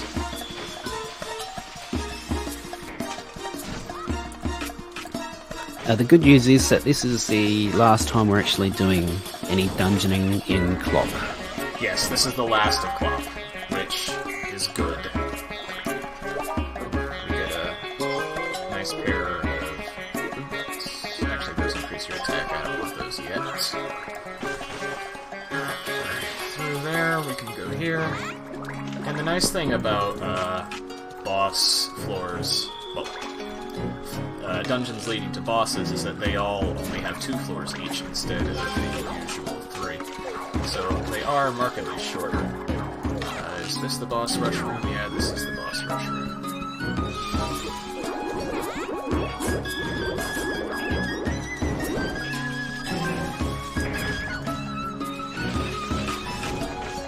Oh! Alright, I wasn't paying much attention to my health. Oh well. It wasn't that long of a stage anyway, so I should be fine.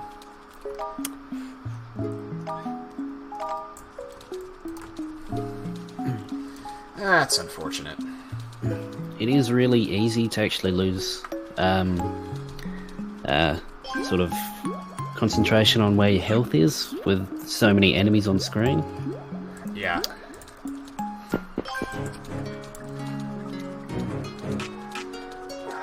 Okay. Now I gotta do this stupid rigmarole all over again.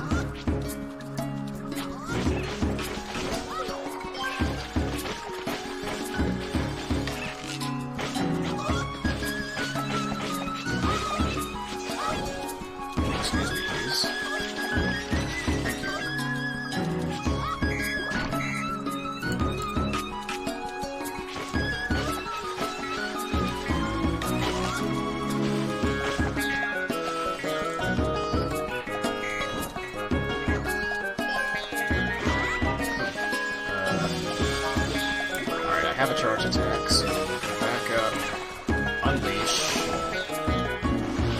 Oh, they dropped donuts and apples. That's actually rather uncommon. But I will take what I can get.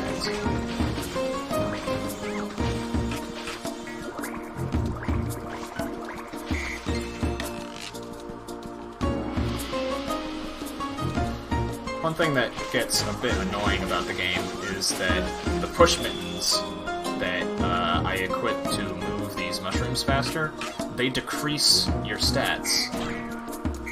So having them equipped is in itself a debuff to you. And I'm not sure why Falcom thought that was a good idea, but you have to deal with that. Yeah, so most of the time it's just there, we have them unequipped until we actually need them. Yeah. Because it's too risky to just have them constantly equipped.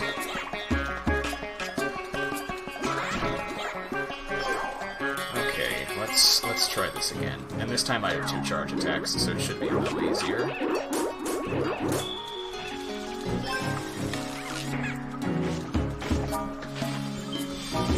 Some donuts.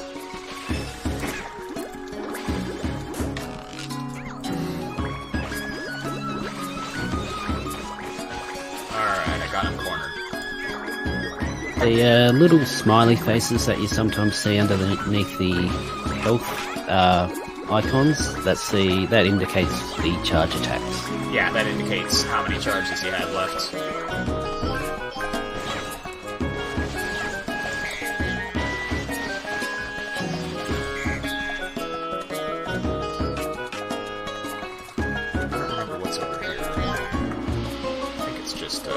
Oh, that's a flower. I don't need that. It's for a side quest. Oh well. But, we're through. And the items I'm looking for are over here. So I get bone in meat and tuna nini. And I can eat those to get to level 12. Now I just need to get my food in order. Kind of low, actually. I don't have much in the way of good food. This might get a little bit questionable, because this is arguably the most difficult fight in the game.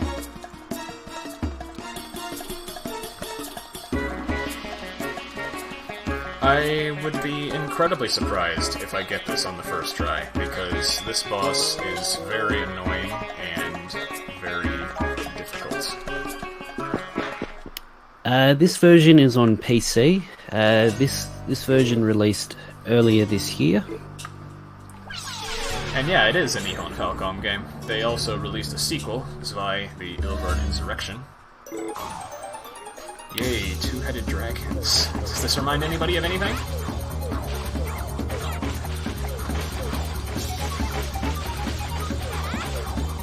Main strategy here is just to try to circle around the boss and avoid getting hit, which is much easier said than done because its hitboxes are very, very, for lack of a better term, obnoxious, to say the least.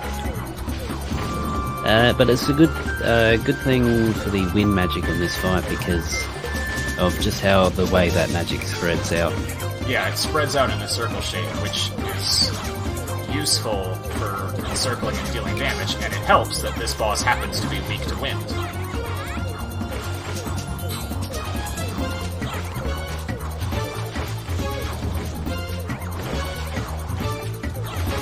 What other releases? It was also released on the PS2 and PSP, but neither of those were released in the US.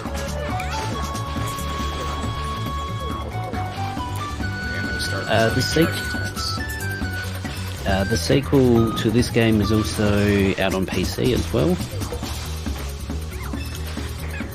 It has a bit of a different art style, but it follows pretty well the same sort of general gameplay as his first game.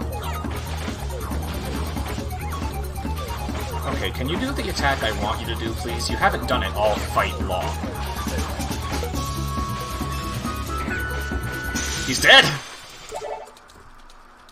My god. I actually didn't think I'd do that. That was a solid fight. Yeah, that was not expected at all. Okay, well, that puts a bit of a sprint back in my step. And since we get an FMV, I'm going to take a drink.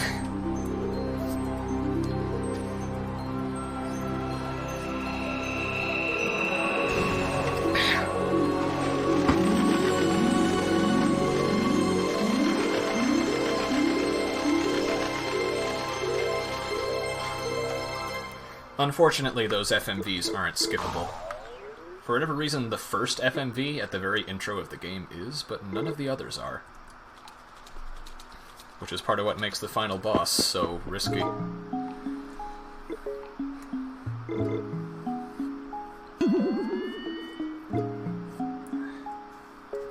Fortunately, the run gets a whole lot easier from here.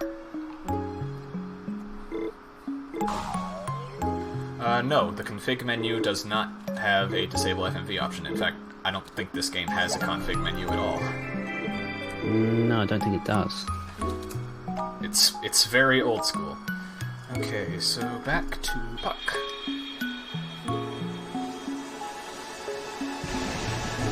Excuse me.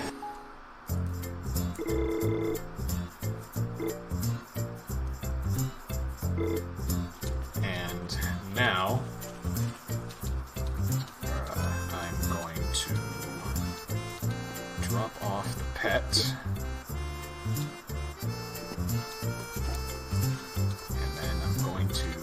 Get all of the empty cans. No, I think I'm too short. Yeah, I'm one short of getting the armor I need, so I can't visit the blacksmith quite yet.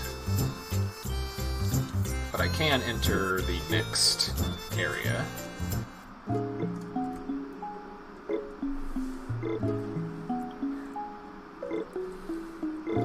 How many cans and pull tops do we need? At this point, for the first set of armor, we need 4 empty cans and 10 pull tops. I have 4 empty cans and 9 pull tops.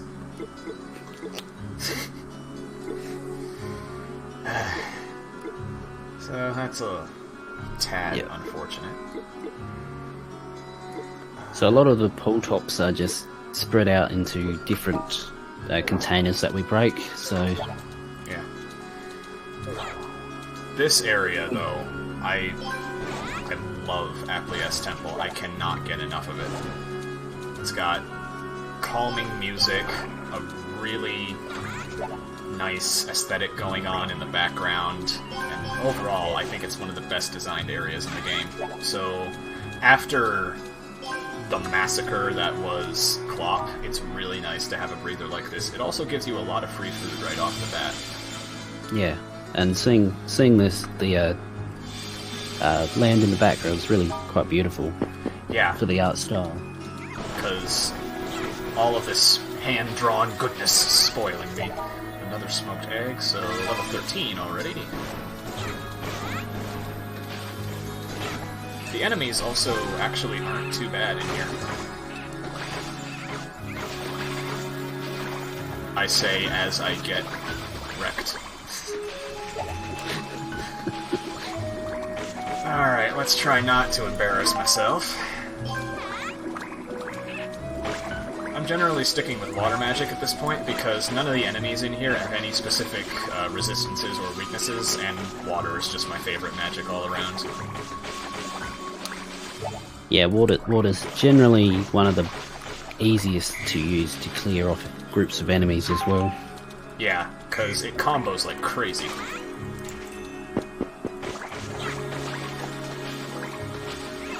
At this point, I'm going to start saving specific sets of food with the intent of trading them in using the 10 of a kind feature at the shop in Puck. And I'm mainly going to do that because without doing so, fighting the final boss at the level you end up at is incredibly difficult and inconsistent. So so we're level 13 now, and we want to hit level 21 before fighting the final boss. 22 preferably. I think 22 preferably. Without saving up, you'd get to 21, but with saving up and with enough items, you'd get 22. Ow, the enemy moved that item. Enemies can also move the pedestals that you have to push around, so that can get annoying. Especially when you have to walk all the way back around just to reset it.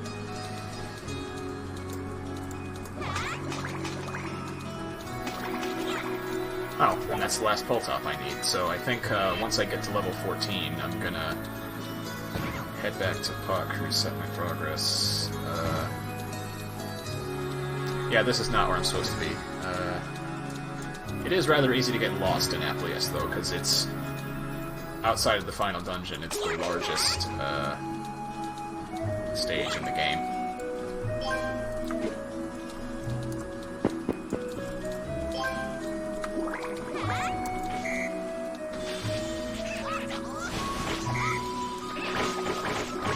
Since I'm not level 14 yet, I don't really care where the pet goes.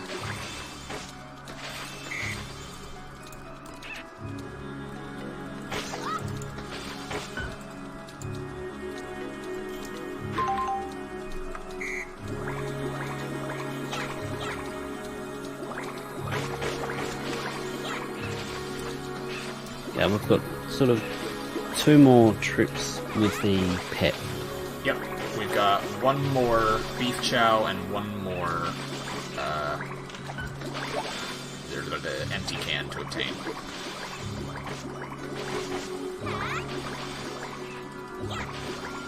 You need to kill all of the enemies to open this gate, but it's a little bit janky since you can't really aim at them from here. There we go. And we get chicken for that, which is very welcome. And we're through Appliest 1. 4716. Should be able to get that with the next batch of good food.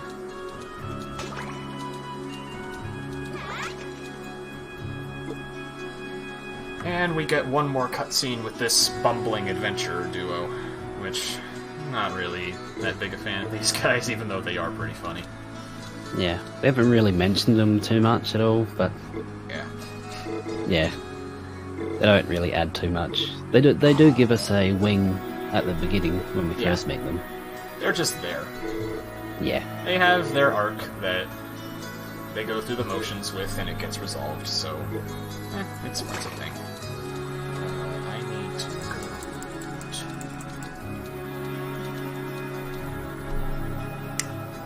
Appliest 17, which is where the next jewel is, and one of my favorites.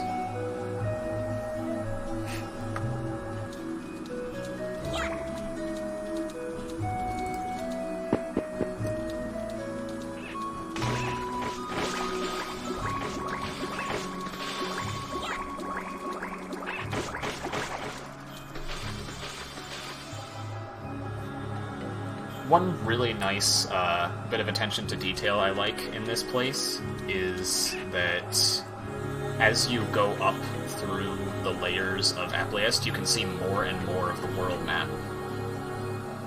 When we were in the first level, you could only see Puck Village, but now all of Appliest can be seen from up here. And they take that even further with the final dungeon.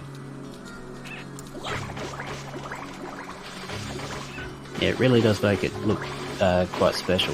Yeah, combined with how good this game's graphical style has held up, it's just pure eye candy.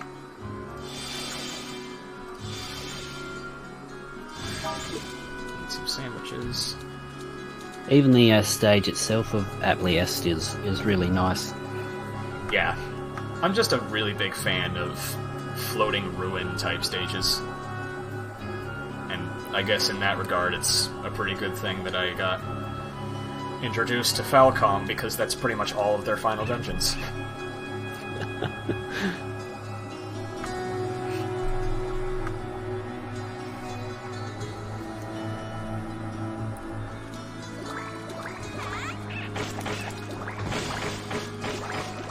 Oh, this sign.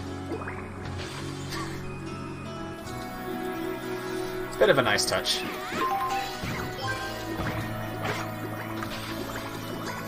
That'll probably set the chat on fire for a bit. It's a good sign. Yeah, I mean, it holds true here.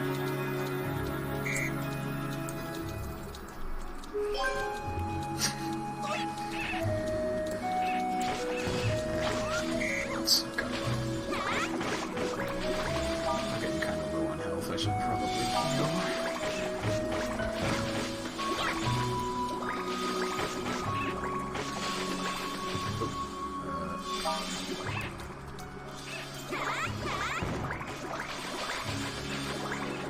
Okay, can these things die, please? Thank you. Confuse is a really nasty one to get. Yeah. I just don't like it.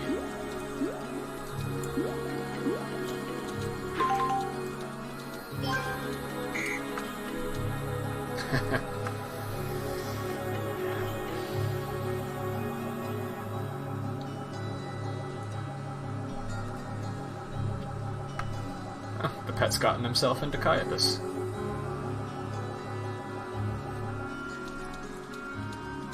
Just wandering around. That was something I didn't need to do. Oops.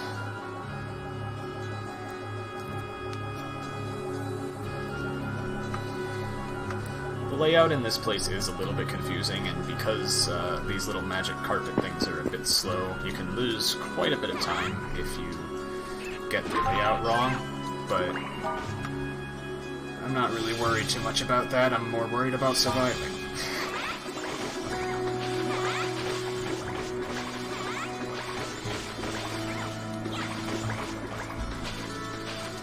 Alright, I think over there is just money, so I don't need that right now. Yeah, so we've already bought everything that we want. Yeah, money is no longer a concern in the route, which is a welcome change of pace from the other game I run.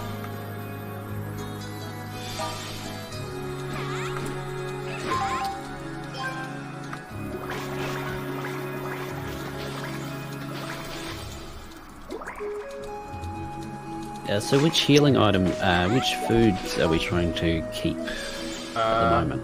I am trying to save apples, strawberries. I'll know when I see it.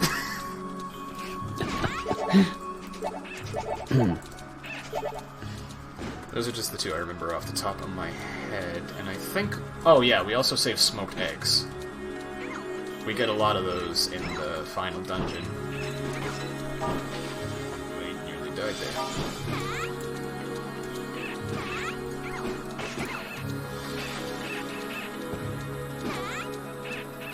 There are a ton of switches I need to hit here. And it's pretty easy to lose track of... Okay, I think that's all of them.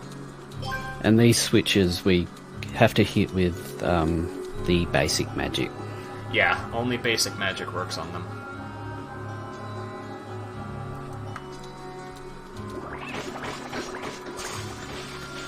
Oh, right, these things can freeze you. I should probably put the freeze ward on. Got a very nice thing there. And now I'm level 14, so the pet's directions now matter again. Let's see, what's the next? Left, right, right. Alright, thank you. Sorry that I'm not talking too much, I'm just running out of things to say.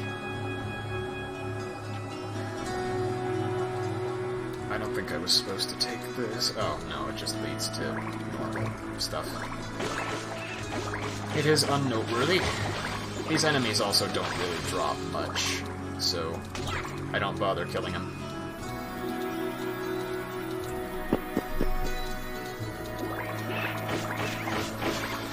Whoa, okay.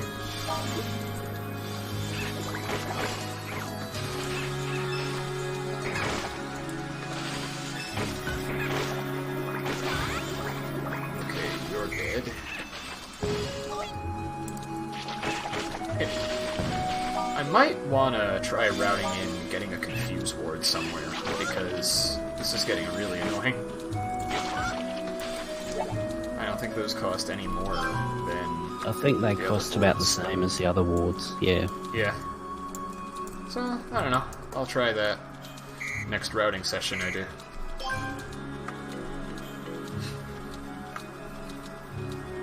One thing that keeps throwing me off is that the blue idols represent the sun for sigil things, and the red represents the moon. It's a bit backwards from what it usually is.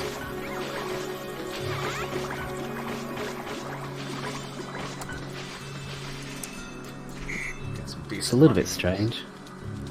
Yeah, it's just a little unorthodox. I don't remember whether or not there was anything over here. Did I miss anything? No, I didn't. Okay. Oh, Pet found a treasure chest.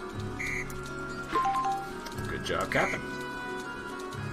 They found me some curry rice. That's actually pretty nice. Okay, there's... How high a level is that one? I think that gets me 90 experience, which isn't bad, and it heals like That's not too bad. 50 or so HP, so even if it's not a viable EXP tool, it's a nice HP tool.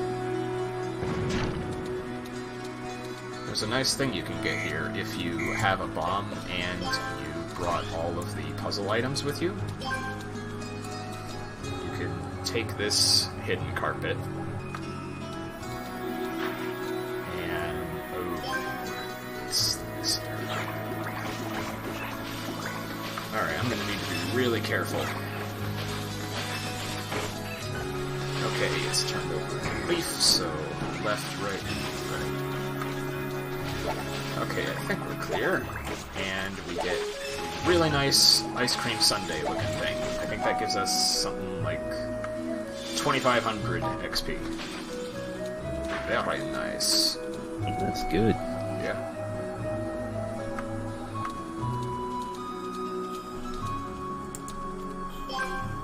Right.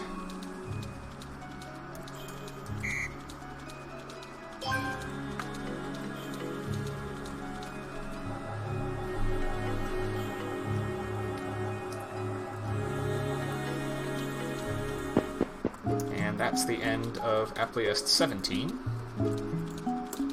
Just gonna do a quick save.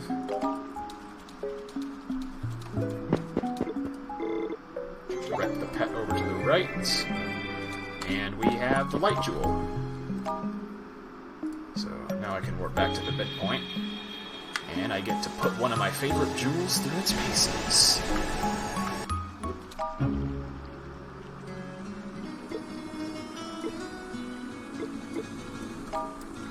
Yeah, so not only does it do decent work for us, it actually looks really nice, the light magic. Yeah. It's similar to the water magic. What? Where did I put this? That's my busy road, I'm sorry. Ah, no problem. Yeah, I'm... Oh dear. It's got a bigger hitbox than water magic does, and it has a similar combo effect. Pretty much my only gripe about it is that, well, you don't get it sooner. It's pretty much the only reason why I prefer water. Because it's just the first one you get. Yep. Yeah, so it's always been really useful since the beginning. Yeah. It's the bread and butter for most of my combat strategy.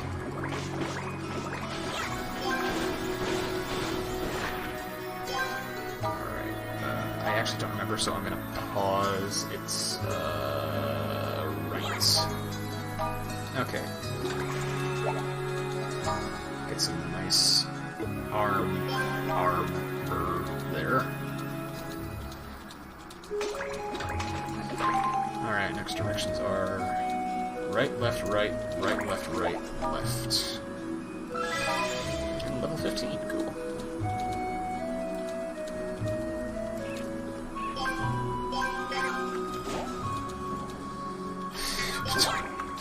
up your function keys, Stolt.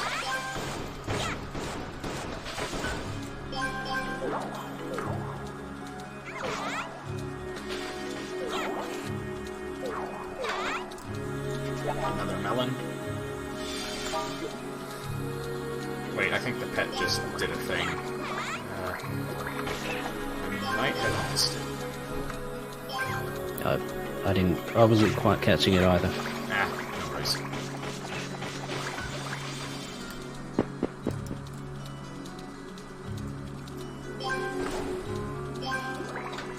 Oh, that's just money.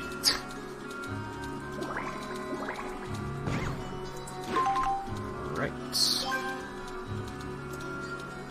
Got a bunch of dogs coming after us now. They can be a bit annoying.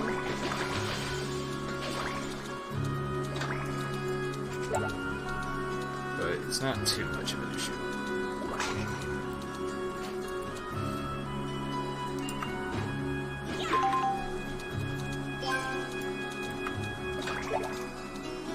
I think there's another pulsar. Lovely. Ah, yeah, I hit a dead end, so I made a wrong turn somewhere. You guys are saying there's some sort of audio issue?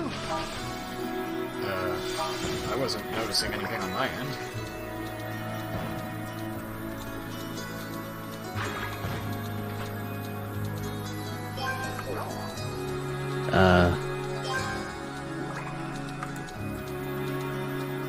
I don't know. Might be some sort of weird stream thing.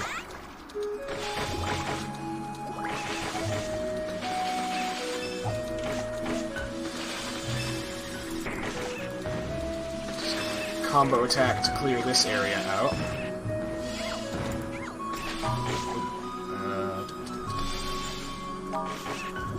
Okay, Capo's going right.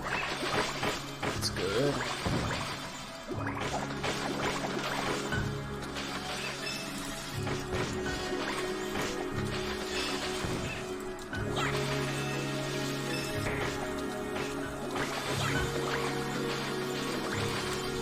Okay, gates open.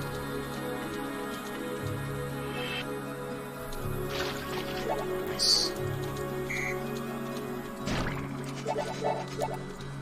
Oh, bag's full. I gotta eat some stuff. Oh, that's an okay problem to have. Yeah. I eat good food. Alright, that area is done. So now we can take basically a straight shot to the end of Arges.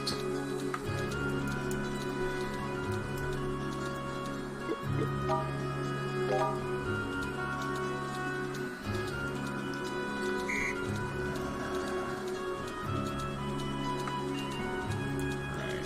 Anything special I need to do aside from loading up? Get the food ready. Chicken since I don't save it.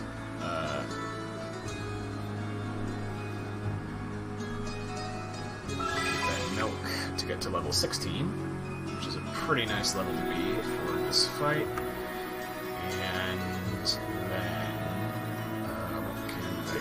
I can pop these jewels, and I should be good to go.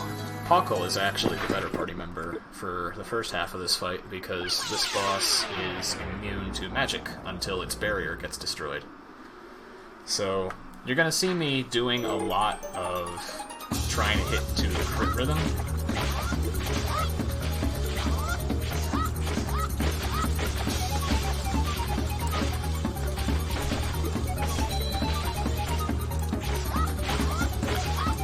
So the small little icon just on the left of the bar down the bottom, that sort of has a little rhythm there.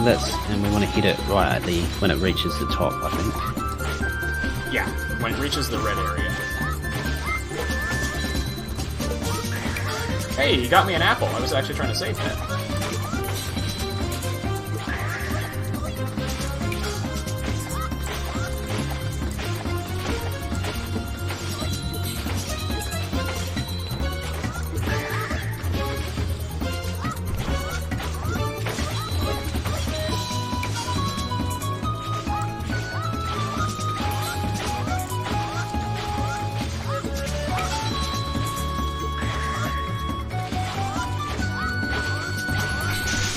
Okay, its barrier is down, so now I can switch to Pockle and try dealing some damage.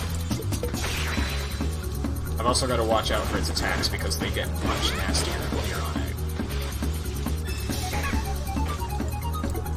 Get the pet to go right.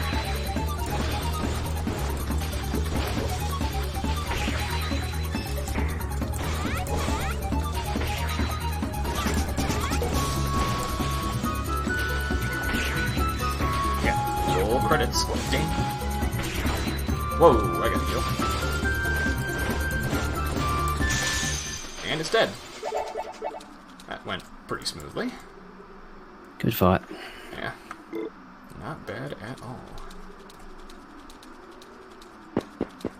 Drop some apples for us as well. Yeah, we can save those up. The cat saying left, right is asking us for directions. We can influence the direction it takes in its little mini dungeon by telling it to go either left or right. And FMV.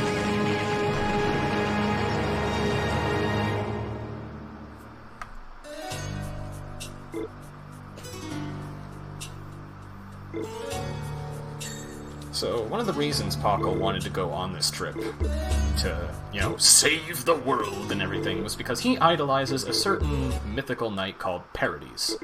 And, as it turns out, Masky McMaskface here is Parades. And we have, in fact, been fighting him for the past 2 hours.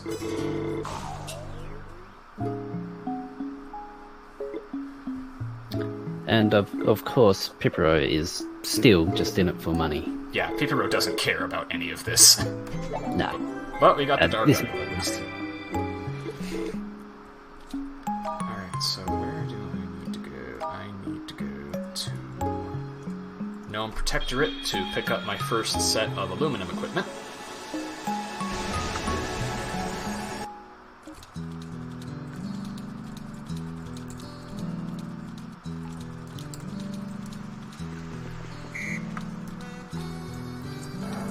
Excuse me, collision detection. Thank you.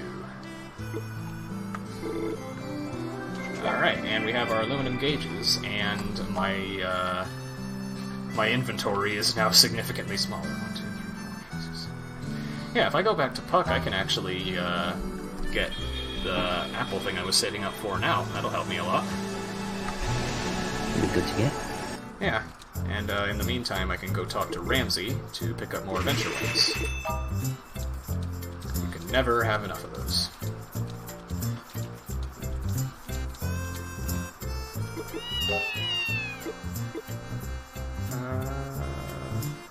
Yeah, I'm gonna let it rest. So, Lisa mackerel, fried rice, cuttlefish.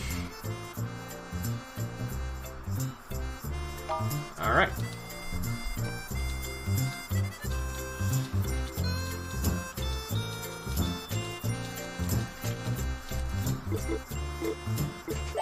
And I can get a melon from that.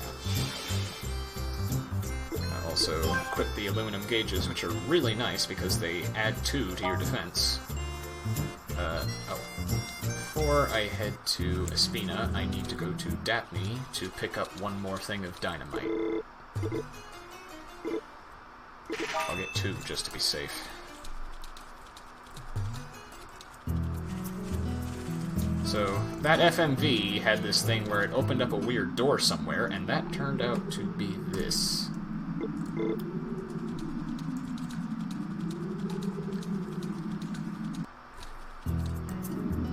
Welcome to Espina Temple.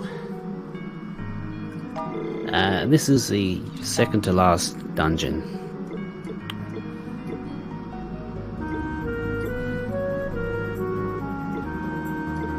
And like we got from Atlias, the light magic, we'll go through this and get the dark jewel at the midpoint. Yeah.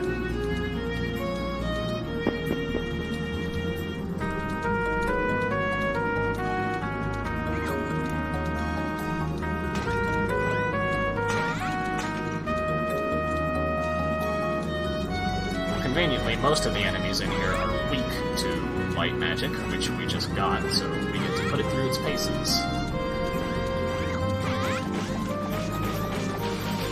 lot of the enemies here also drop some really good food, so I'm gonna try to fish for that.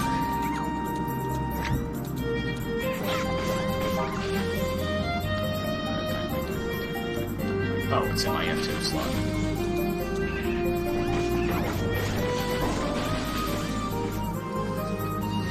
Oh, wow, he got me a sandwich.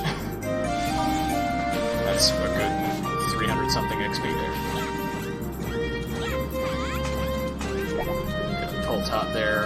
I'm not going to need that many more, because I think I get another 3 pull tops. Well, 3 empty cans before all is said and done.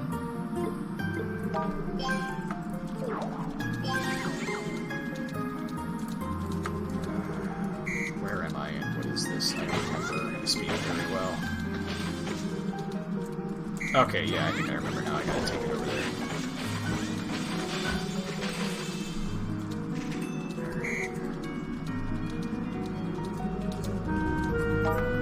Gotta re-equip all of my puzzle items.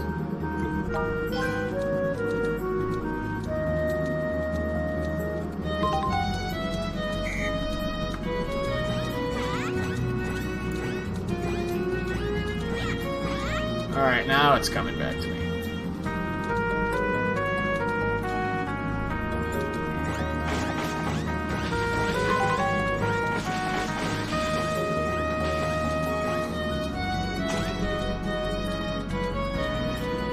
Just casually moving through this place at high speed. Spina is kind of a mixed bag, run-wise, in terms of level design. Some of the stages really lend themselves to going through quickly, others absolutely don't. So, it can get a little bit annoying occasionally. No, it's just money. Is there anything I can use here? No, there isn't. Alright. So do we need to be going anywhere with the pet right now? Aside from getting the next beef chow, not yet. Although I should be getting that this cycle through if I don't screw it up. I think I need to go left, right, left, here.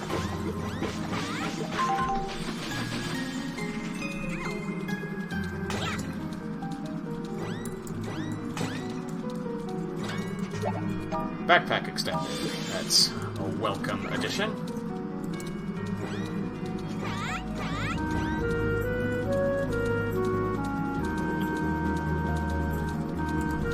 Go on in, Captain. Venture for great justice.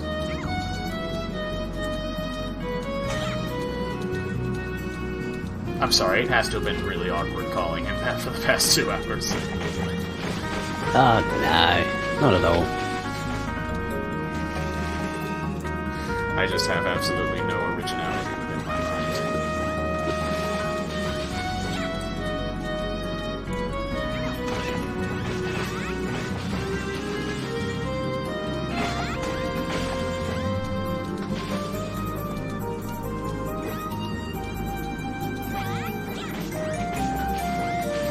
Alright, I already went.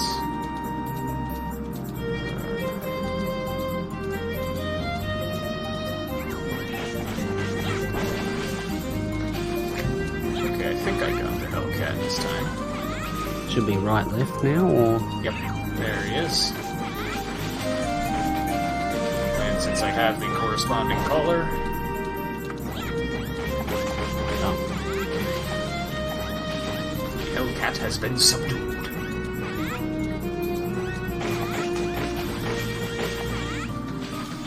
So we've just got one more... one more, adventure with the pet to go with, Yep. and that'll be him done for the rest of the run. Yeah. That won't be available until we reach level 18. We're level 16 right now, so it shouldn't be too long from now. The goal is to get level 18 before the next boss. Yeah, because the next boss is a pain. Okay, this is the thing. Ah, yeah, I remember this place. Huh, remembering parts of a speedrun I should have practiced? Who'd have thunk? Okay, now that's available.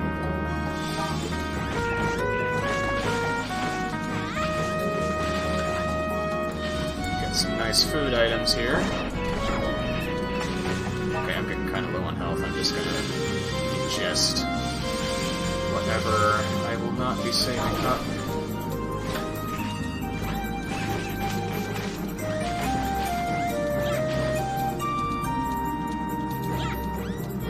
Morning, Hoppy.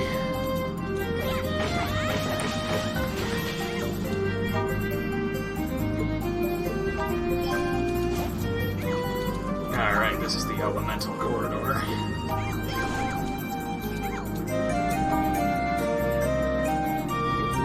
Gotta have a whole bunch of elemental jewels equipped.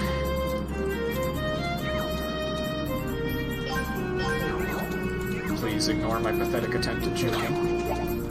Very nice food item there.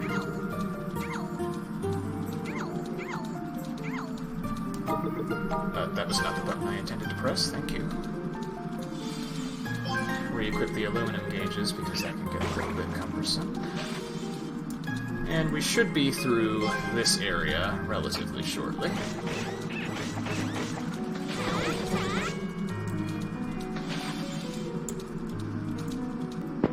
There we go.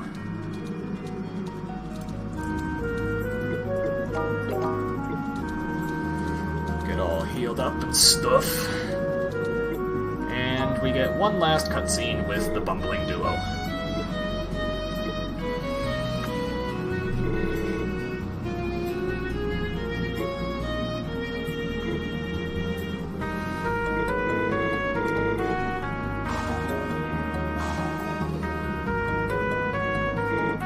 Where stuff happens and we move on.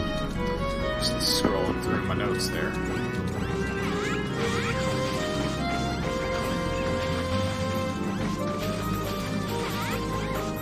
Oh, these guys are annoying. But they drop squid noodles, so it's all good. We do like our squid noodles. We do indeed. We take those.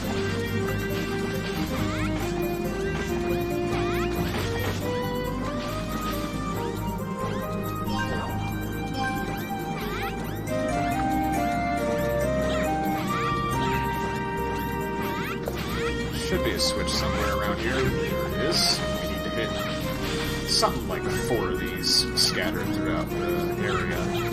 Fortunately, the next floor after this is pretty straightforward. I can just skip most of it. Because for once the game lets me.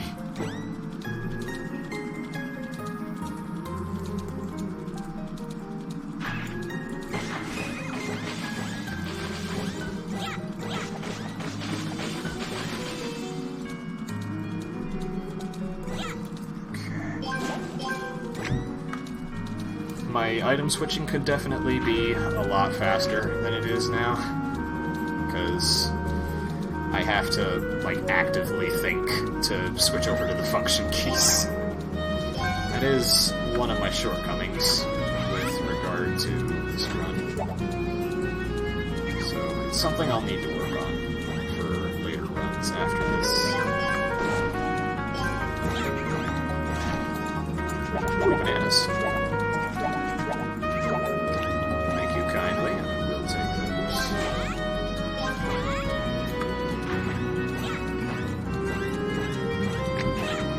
Another one of the switches. Should be only one more to get. Oh, got the darn glitch again. Had to window out.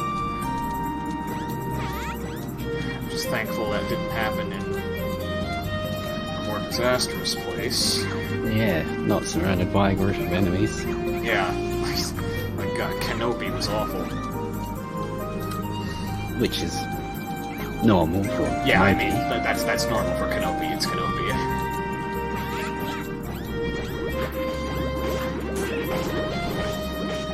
Alright, I'm just gonna combo these guys. I could try to save the tangerines here, but I don't think I get enough of them.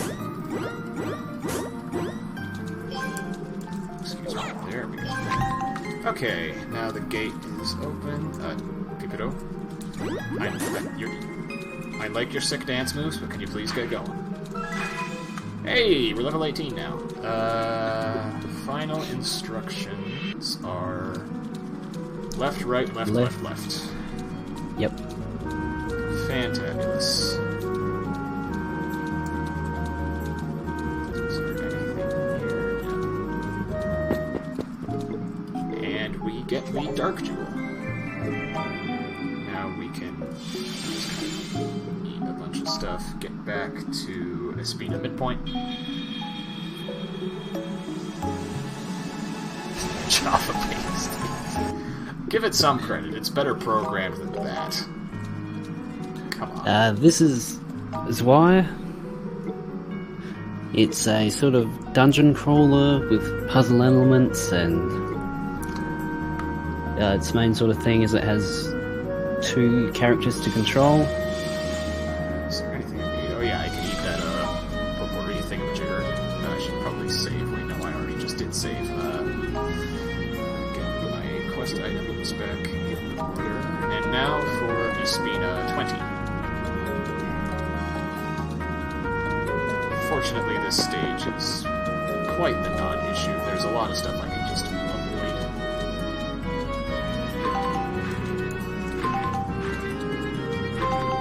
There we go.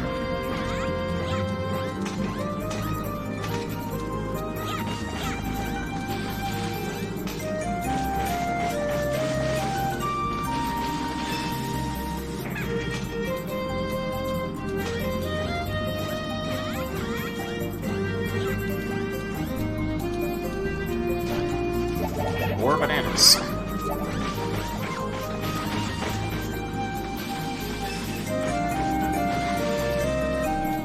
Ooh, looked like you got a fair few from that one. Yeah.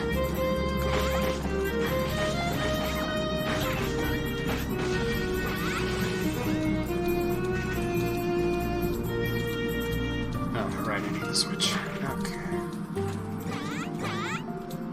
I need water jewel. Yes, this as a mini game called Typing of Years. Yeah. It's basically just Issa's version of a typing teacher.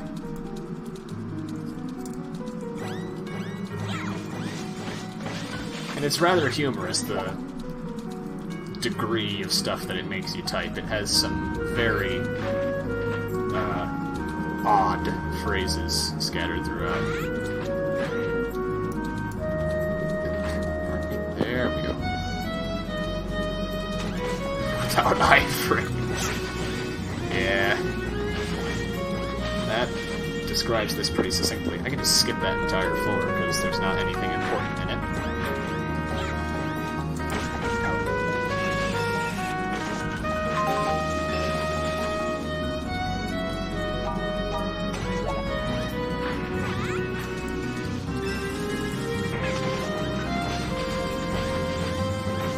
Combo attacks just nuke all of the enemies here. I think the pet's gone somewhere weird. I don't know where it is. I might reload and save when I'm done with this area to reset its progress. Might be able to get to level 19 actually, because I've gotten a lot of food items.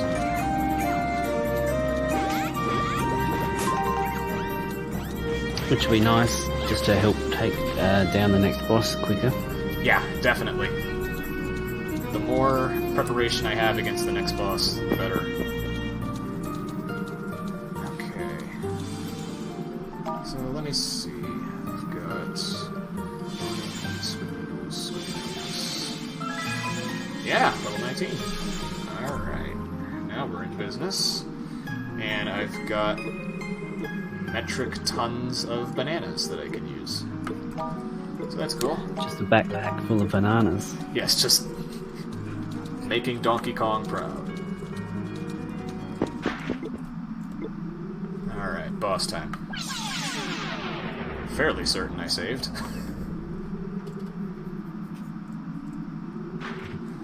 Light magic is the most effective against this thing. But it certainly isn't going to make it easy, because it has that attack, which really, really hurts Hitsu.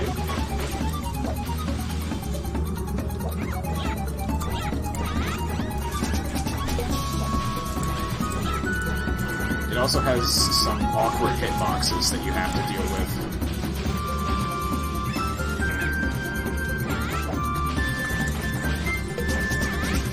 I think it's partially dependent on its animation. Okay, that is not an attack I want to get hit by! Okay.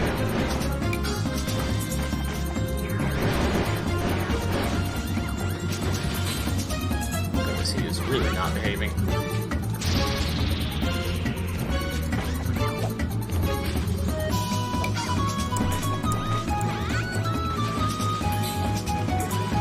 And like with the other bosses, we want to build up some combos so we can do our charge attacks as well.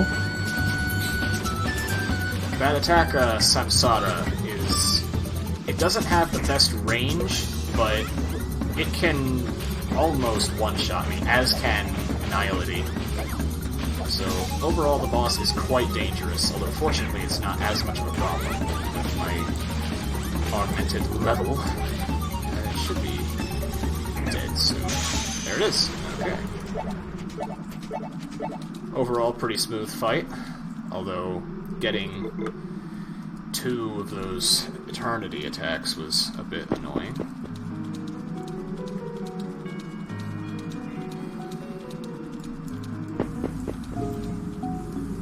And with that, we've reached the final idol. And JRPG staple Magical Girl.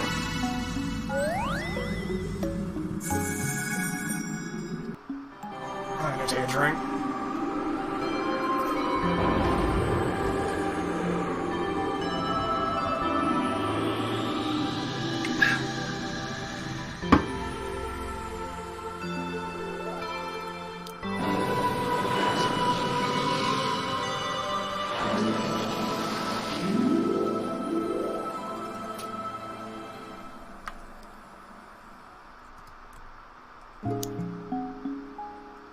This final dungeon is brought to you by Falcom Magical Plot Twists.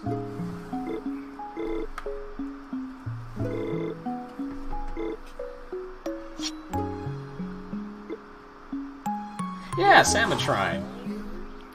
Or the Liber Arc, maybe.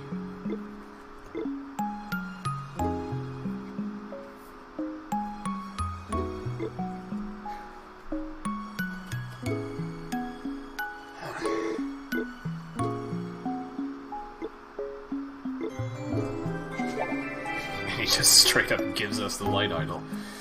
He's actually set out what he's completed what he set out to do, so he's just not doing anything against us anymore.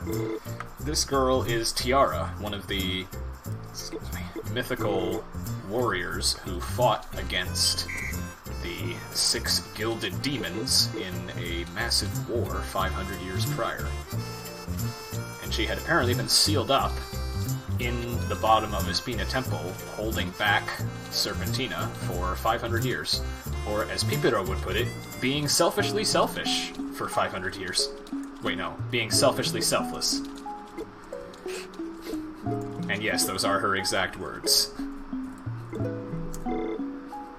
But hey, we got all the 6 idols back. We can finally get our money! Yep. That's all we set out to do. Yeah. The thing we actually wanted to do this whole time.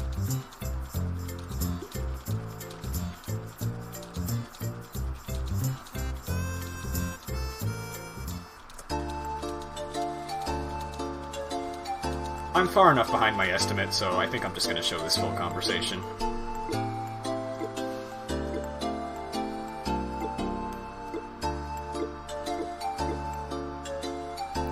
That is our payment. Golden idols of the town patriarch.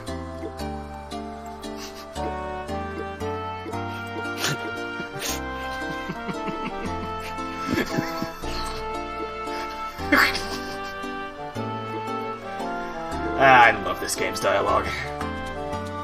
A worthy segue.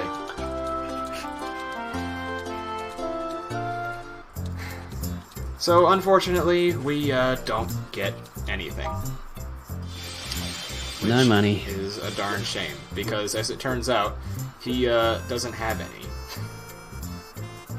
Where's my magnet? There it is. No, it's not that one. It's that one, silly. Okay.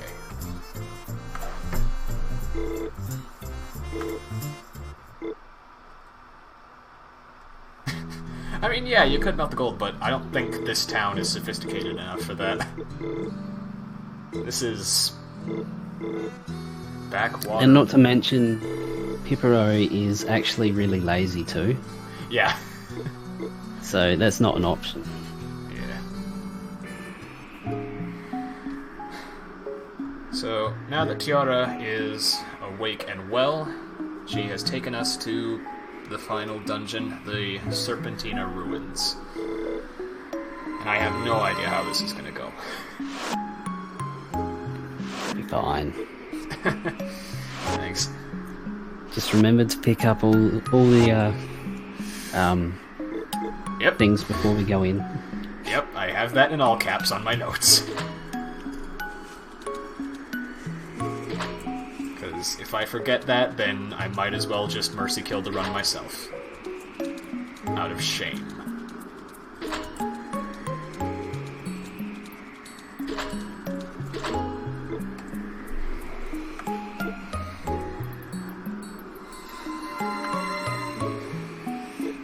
But yeah, for the audience, the run is actually nearly over, despite the estimate. I'm doing pretty well, surprisingly. I wasn't expecting to be this far below where I thought I'd be this late at night.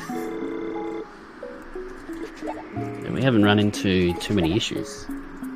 Oh, I accidentally pressed avoid. Oh well. Yeah, so far, aside from, Klopp and... well, aside from Kenobi and... Kenobi and Pavel, this run's been pretty smooth so far. Do I have all the jewels? No. Where's the other one? Okay, there it is. Real quickly... Actually, maybe I shouldn't do that. Into Serpentina we go. And the best theme on the soundtrack. I love this place. It's up there as one of my favorite final dungeons of any Falcom game. It's climactic, it's got incredible music, it's adequately challenging for players of any level. It's just a really well-designed final dungeon. And again, we're up in the sky, and we've got the beautiful backgrounds. Yeah.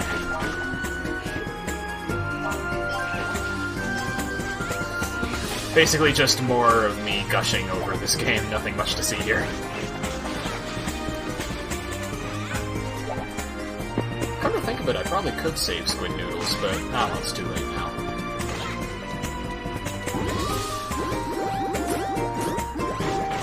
I don't entirely remember where to go here, but this place is pretty straightforward. So I think I already have the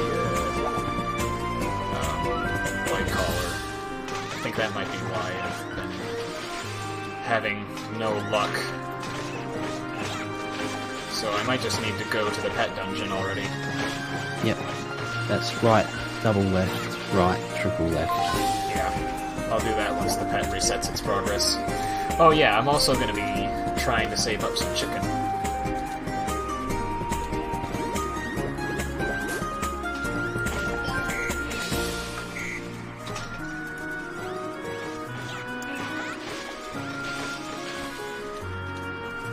Oh right, I need to actually kill the enemies for food.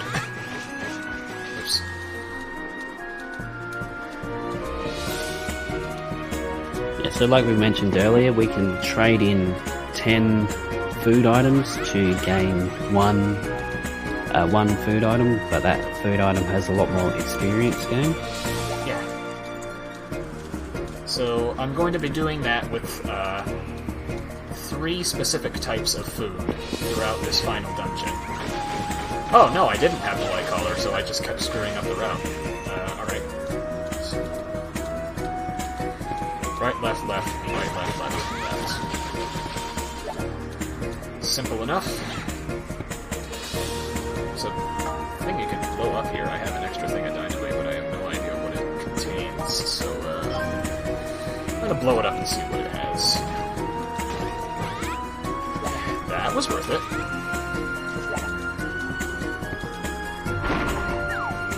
This is also the only dungeon in the game to actually incorporate multi-level design. You'll go up floors, down floors, the whole 9 yards, really. Yeah, it's a nice change of pace. Yeah, as opposed to all the other dungeons in the game, which are just straight shots through.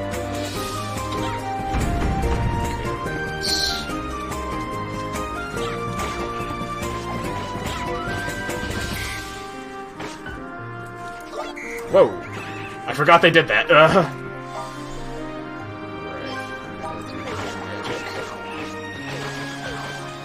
I forgot all those doggos spawned there. But a lot of dogs. Fortunately, based water scroll.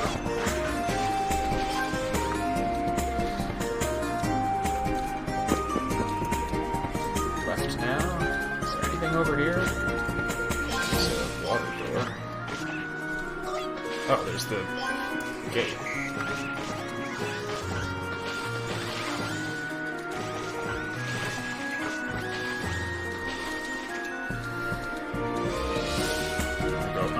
See if there's anything.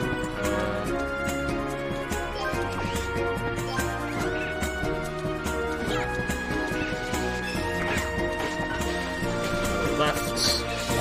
That was also worth it. Oh, right, these enemies can stone, so I need the stone ward on.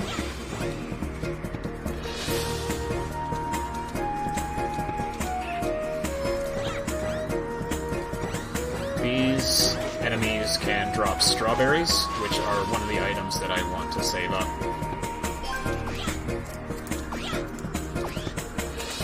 Oh, there we go. So I can trade those in to get a really nice parfait that gives me something like 10,000 experience when I trade it in.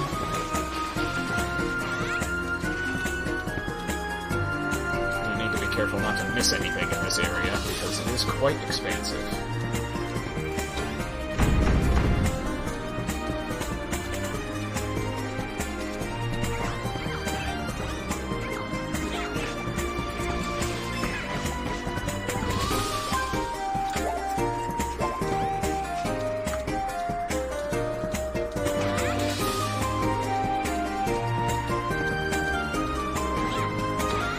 Should be approaching either level 19 or level 20 soon, and that will pretty much tide me over for most of the first part of this dungeon. But for the second, I'm going to try to get to level 21, and then trade all of my stuff in.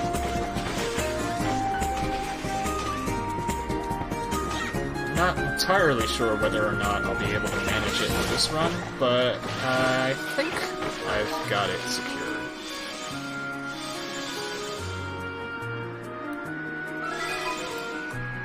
Alright, level 20 now. I probably could have saved up those squid noodles, but it's a little too late now.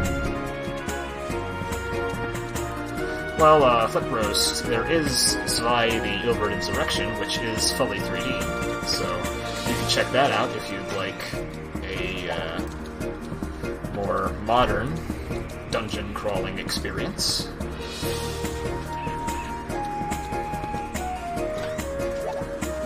Or burning meat, which is always welcome. It's a very nice XP boost.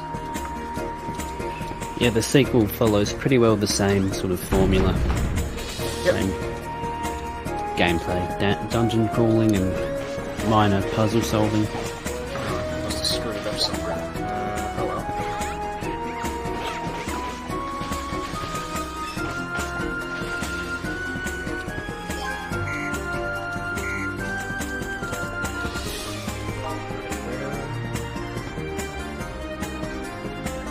Okay.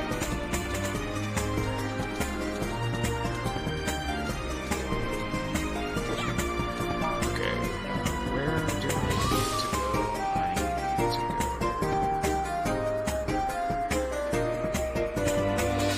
I gotta go down. Okay.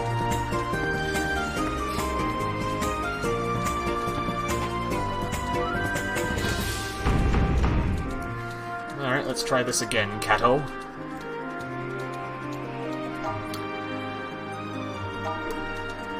Oh, now I see where I'm supposed to go. Okay.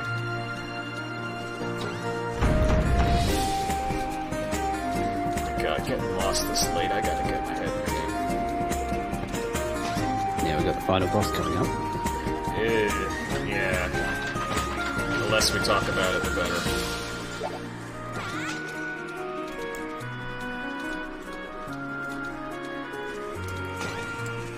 Alright, that takes me back here.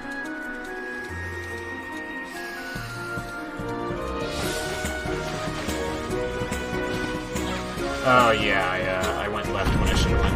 Or no, I went right when I should have went left. Okay. At least I know where I'm misting. Oh, this is quite a nasty enemy cluster. I'm just gonna combo this to death. Forget the pets. I think that's my second left, so I should need to go right afterwards. Backpack extender.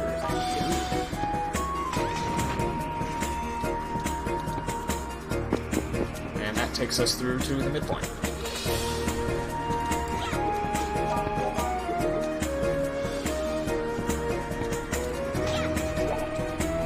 Get a nice empty can there, and once the cat gets its empty can, I should have enough to get the next piece of aluminum armor that I need. I don't remember what these samurai enemies drop, but I remember it being cool. So, I'll need to kill these guys. So these are the last floors of our dungeon crawling. Yep, we're approaching the final boss fight.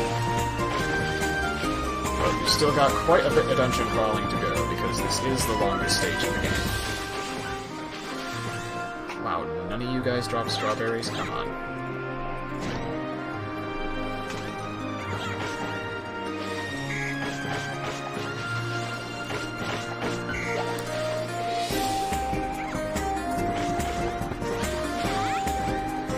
Cat's back in the woods. It is? That's not what's supposed to happen.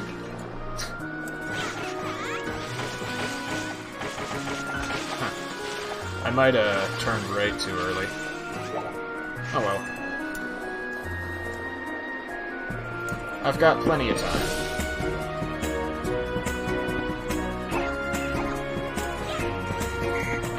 Samurai are annoying because they resist magic.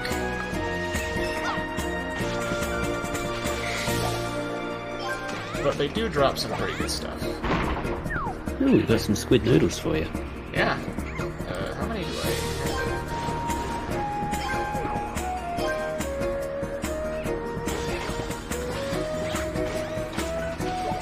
Adventure Ring, I don't really need any of those past this point, though. Cat's up there playing video games.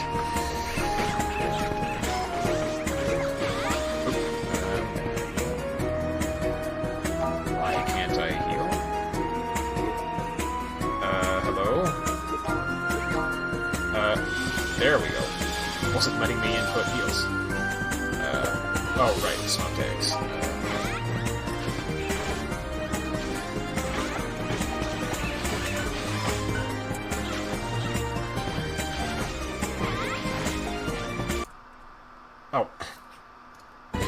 No, Windows, I do not want to open my display settings. I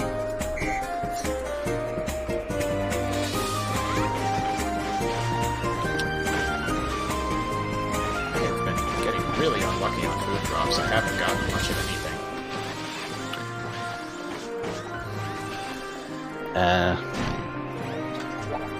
Is that much of a concern going into the end here?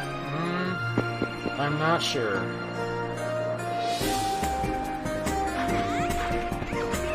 Because I might be able to just get to level 22 based on the food items I have. I might not need to combine them, because I had quite a bit left over in my PB run, but I'm not sure how this will go.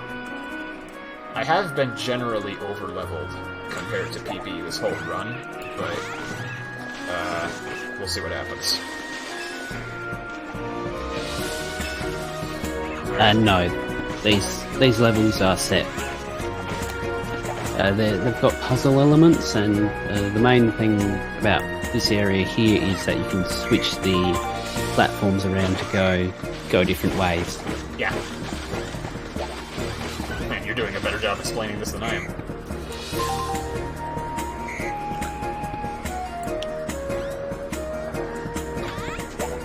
Nice muscat there.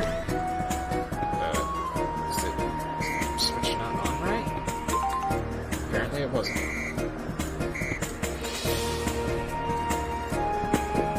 Oh, there was a thing over here. Oh, it's just new stuff. The cat got me squid noodles! Oh. Well, that's one way to make a good out of a bad situation. Alright, I'm gonna try to eat, see if I can get to level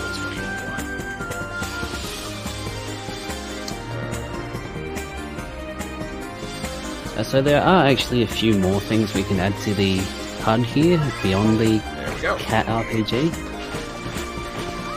But they don't really benefit us.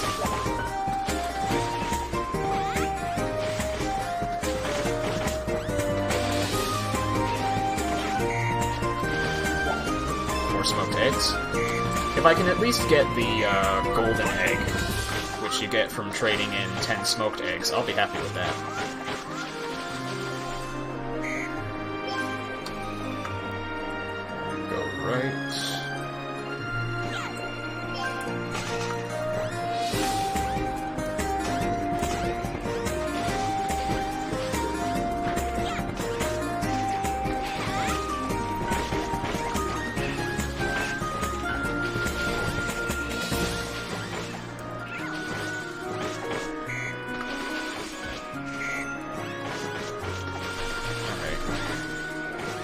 So I just need to remember, right, left, left, right, left, left, left.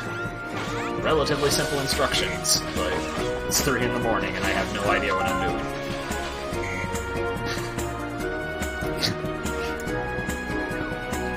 I think I just went left for the first time, so I still need to go left for the second time. To be fair, it's not easy to do it at the best of times when we're trying to go fast. True.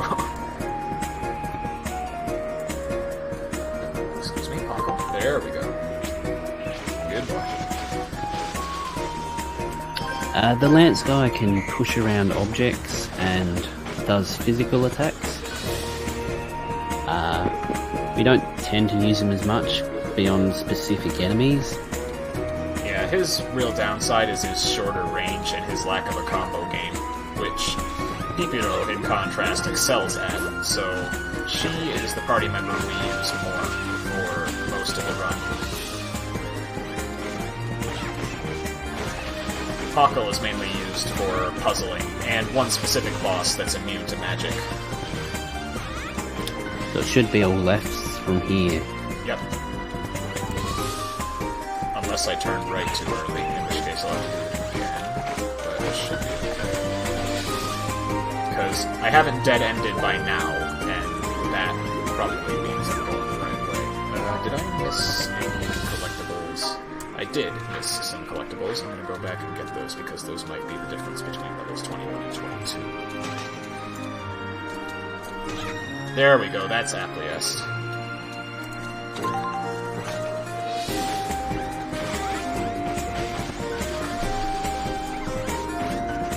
It is pretty lenient too for us to get the cat where it needs to be in the route, but it's always a worry just getting there. Yeah. Especially while trying to multitask everything else. Note to self, don't walk in mud. It's not kosher. I have gotten quite a few smoked eggs, so I think I should be able to get the golden egg. Left. Strawberry.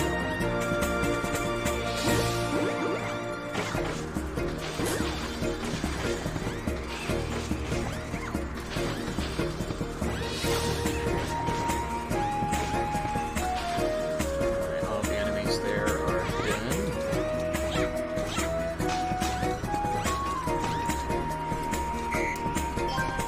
All left right here.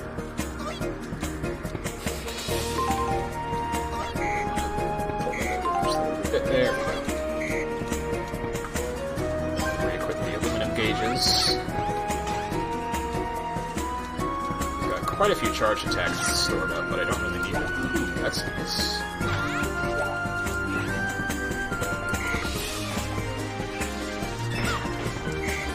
And this will be our final Hellcat battle.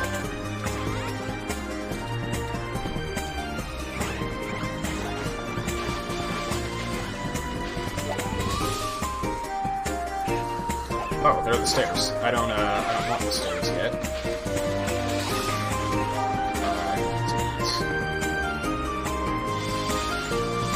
And our final empty can. Good job. Good job, Cat, getting us there. Yeah, And the squid noodle. based cattle. And yeah, the squid noodles were really nice too. At this point, I'm just getting all of the food items in here to get as high a level as I can. I'm also gonna eventually go back to Puck and pick up the cat so that I can have it with me for the final boss fight. Its heals will be appreciated.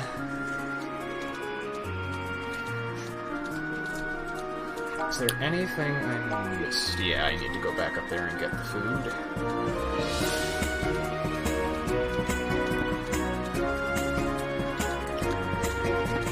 We're hoping to hit at least level 21, but level 22 would be better. Yeah, 22 would be nice. The final boss is doable at level 21, but it's very inconsistent, and in the first run I did where I didn't make it to level 22, I died to the final boss 6 times.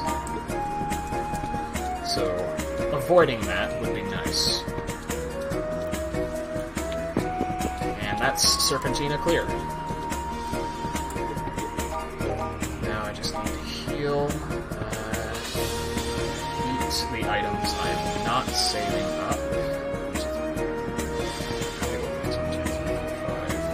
5, 6, 7, 8. I don't have enough smoked eggs, so I'll just eat those now. Okay, level 21. Do I have enough strawberries? No, I don't. I'm just gonna have to eat everything and hope it works. No, I did not get there.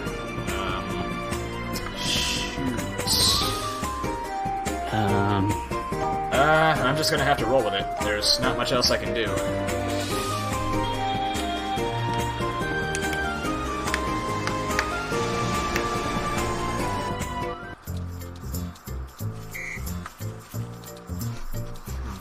Alright, this is gonna need a bit of improvisation. Sandwich, cheeseburger, squid noodles. I don't think that would quite be enough, but it would be a valiant effort.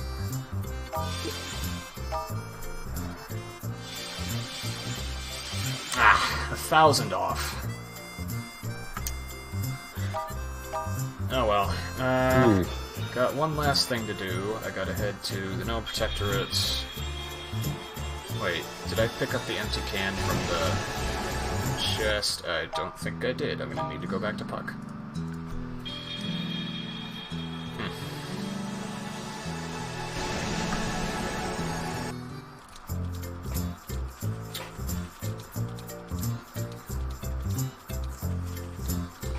It's a bit of a shame, but not really anything we can do about it now. Empty cans. What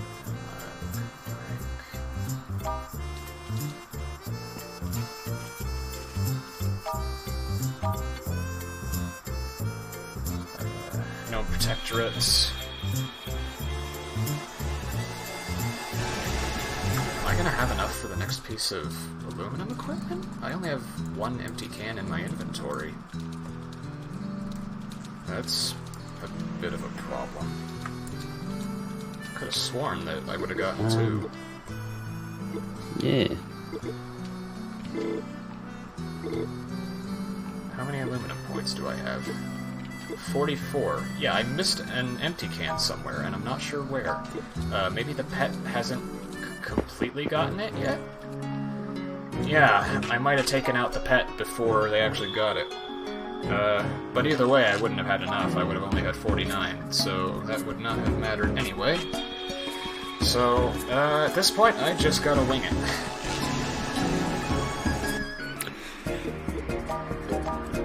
Get my food in order.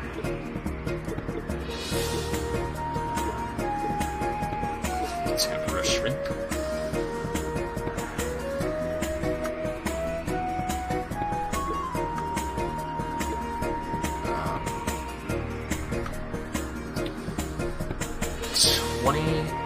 Attack, 28 defense.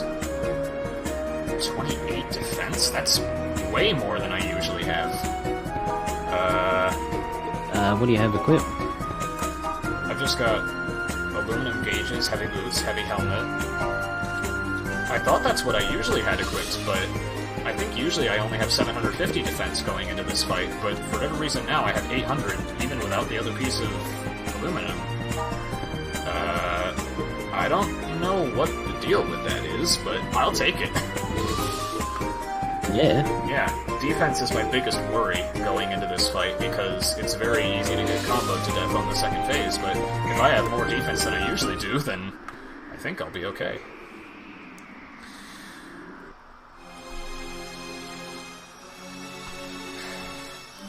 So, here goes. Yep.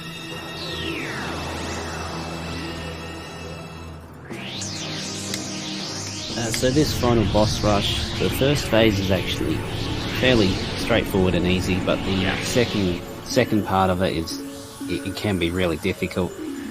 Yeah, it's very easy to cheese the first phase, not so much for the second. And if we die on the second phase, we have to go all the way back here and rewatch this cutscene. You have to rewatch the two FMVs, play through the first phase of the fight again, and waste somewhere around 6 to 7 minutes of time per attempt. So, as I am now, I've got a good 5 attempts before this run would need to be person killed. Okay, they're immediately going crash bomb. That's strange. I'm just firing off all of my charge attacks because charge attacks don't really apply in the second phase of the fight. We'll see why later. Yep. And we try to save as much of our healing as much as we can, right? Yeah, preferably you wouldn't use any healing here because you need all of it for the second phase. Yeah. So that's what makes the water scroll and the pet really useful here. Yeah. Just to have the passive healing. Yeah. Alright, they're actually really cooperating. How high a combo can I get? 32. Alright, I think that's my personal best. Yeah, this fight is really straightforward, especially given this safe spot. So that's the first phase down. Good fight. Yeah. But now it's time for the more difficult half.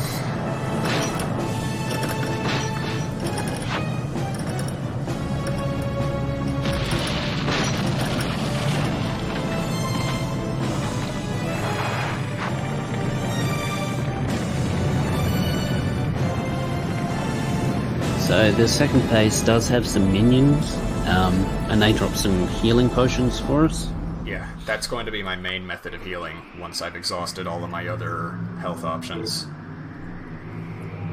Unfortunately, we seem to have released the Demon Vesper, one of the 6 great demons that nearly wiped out all of Arges. Well, all of whatever this world is called, I can't remember, in a calamitous war 500 years ago.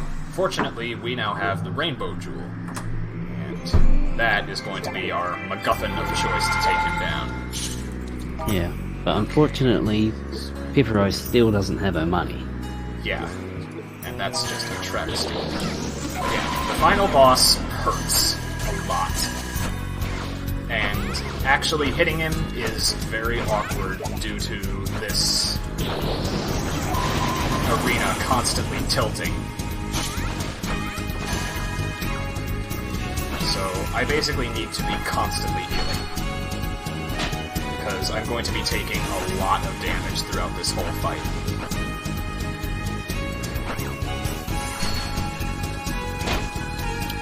And not to mention that some of his attacks are really difficult to dodge. Yeah, some of his... I still don't know how to dodge some of his attacks, like that Saturn Breath, because it just seems semi-random where the beams show up. Fortunately, the minions drop health potions, which restore 50 health, which, given our low level, is more than half. Yeah. Whoa! That is a really good thing about most of the healing items in this game. They actually do heal quite a lot. Yeah, because you just don't have much health in the game, in general. Ah! I got comboed. Oh, damn. That's unfortunate.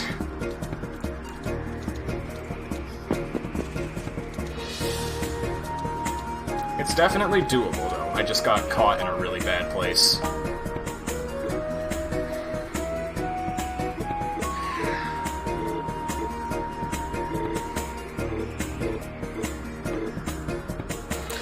But you can definitely see from that attempt that how much an extra level would actually help us. Yeah, because an extra level would give me 50 more defense for that fight.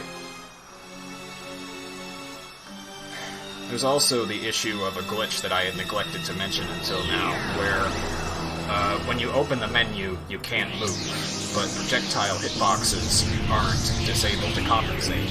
So, in the time it takes for the menu to fully open, you can still get hit and die, and that tends to happen to me a lot this fight. So, I need to be extra careful to open the menu way ahead of time if I need to heal.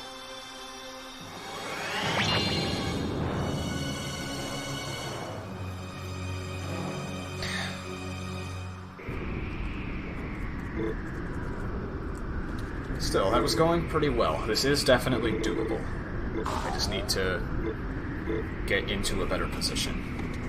Honestly, the most difficult part about that fight is surviving the first 30 seconds.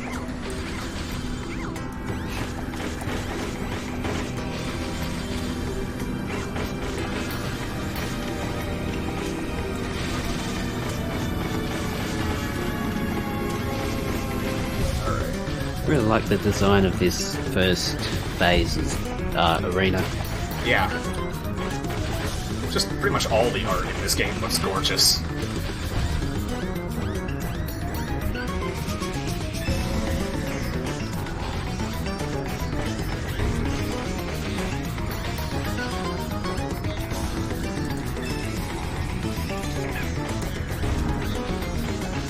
Just gonna spam crash bombs, that's fine by me.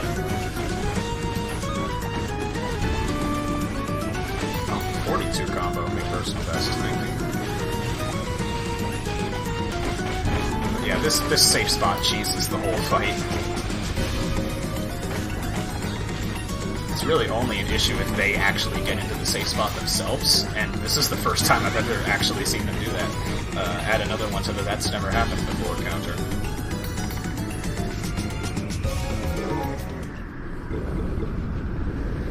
Alright, attempt number 2. Let's go.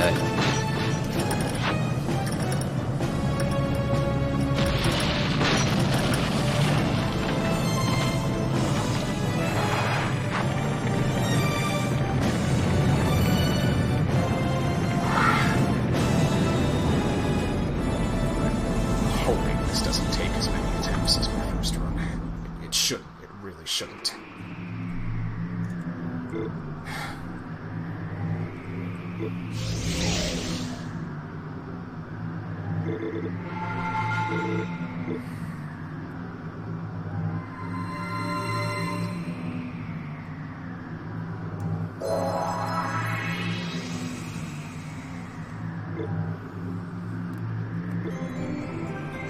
Alright, what's he gonna start out with? He's gonna start out with that. That's perfectly fine by me. Nearly died right off the bat. Ooh, that's not good. No, not in the slightest.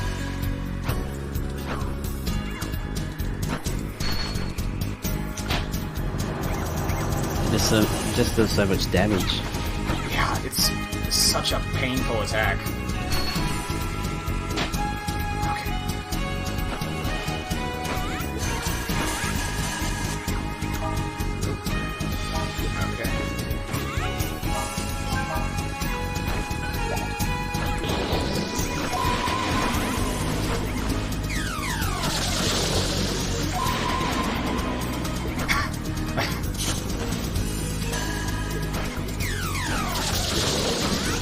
This fight certainly is as projectile spammy as Dark Fact is.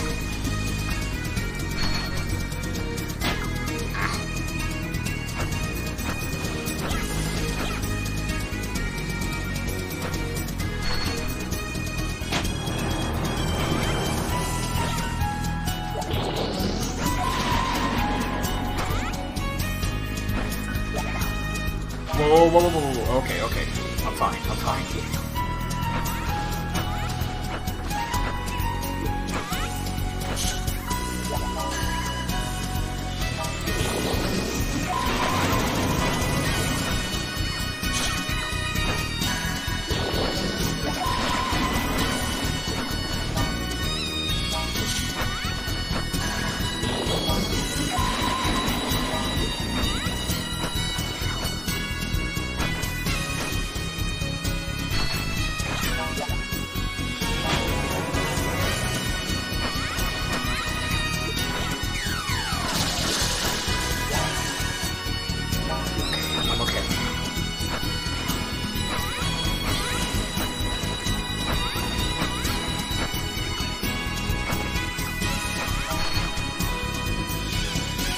Not taking any chances with this.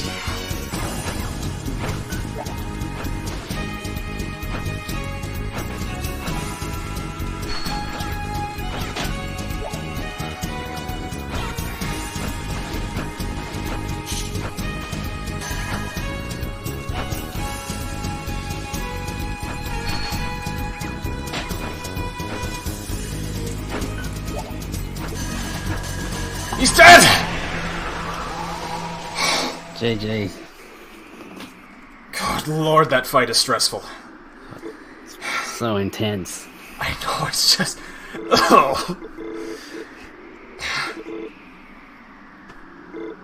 Why have my final boss fights this marathon been so stressful?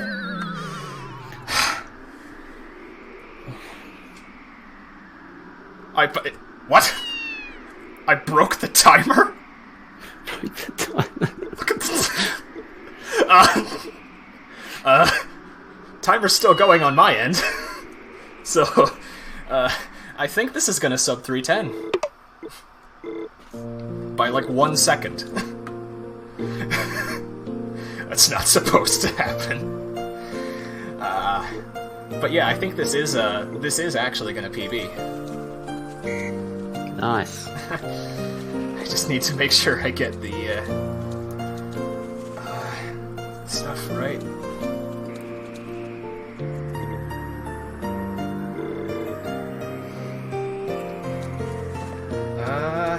And time, survey says 3:09:58. Good job, man. Oh, man.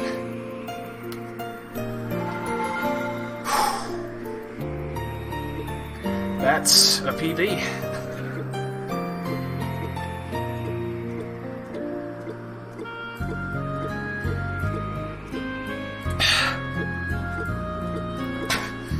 Yeah, uncontested, but hopefully this will generate enough attention for that to not be uncontested for long. Yeah, this is a really cool little game. Yeah. This run has some kinks and quirks that we need to sort out, but I'm really proud of the progress we've made so far. So, at this point, I could either let the credits play out, or I could do a Typing of East showcase, or I could just let Ghost King do his thing. I'm basically able to do whatever you want. I'm like 20 minutes below estimate.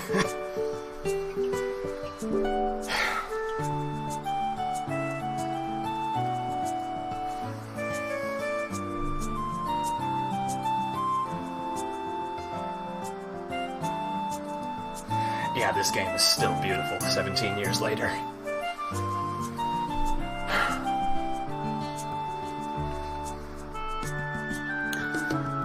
Alright. This credit's nice. We'll do Ghost King. So, that was Zwei, the Arges adventure.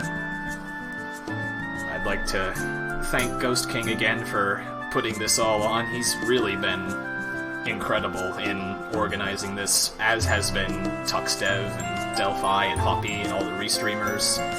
Thank you for joining me on commentary, Captain.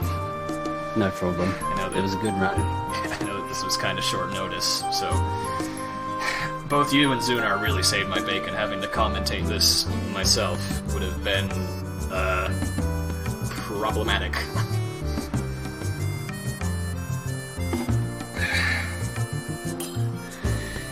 There's a lot of stuff going on in that run. Yeah, definitely.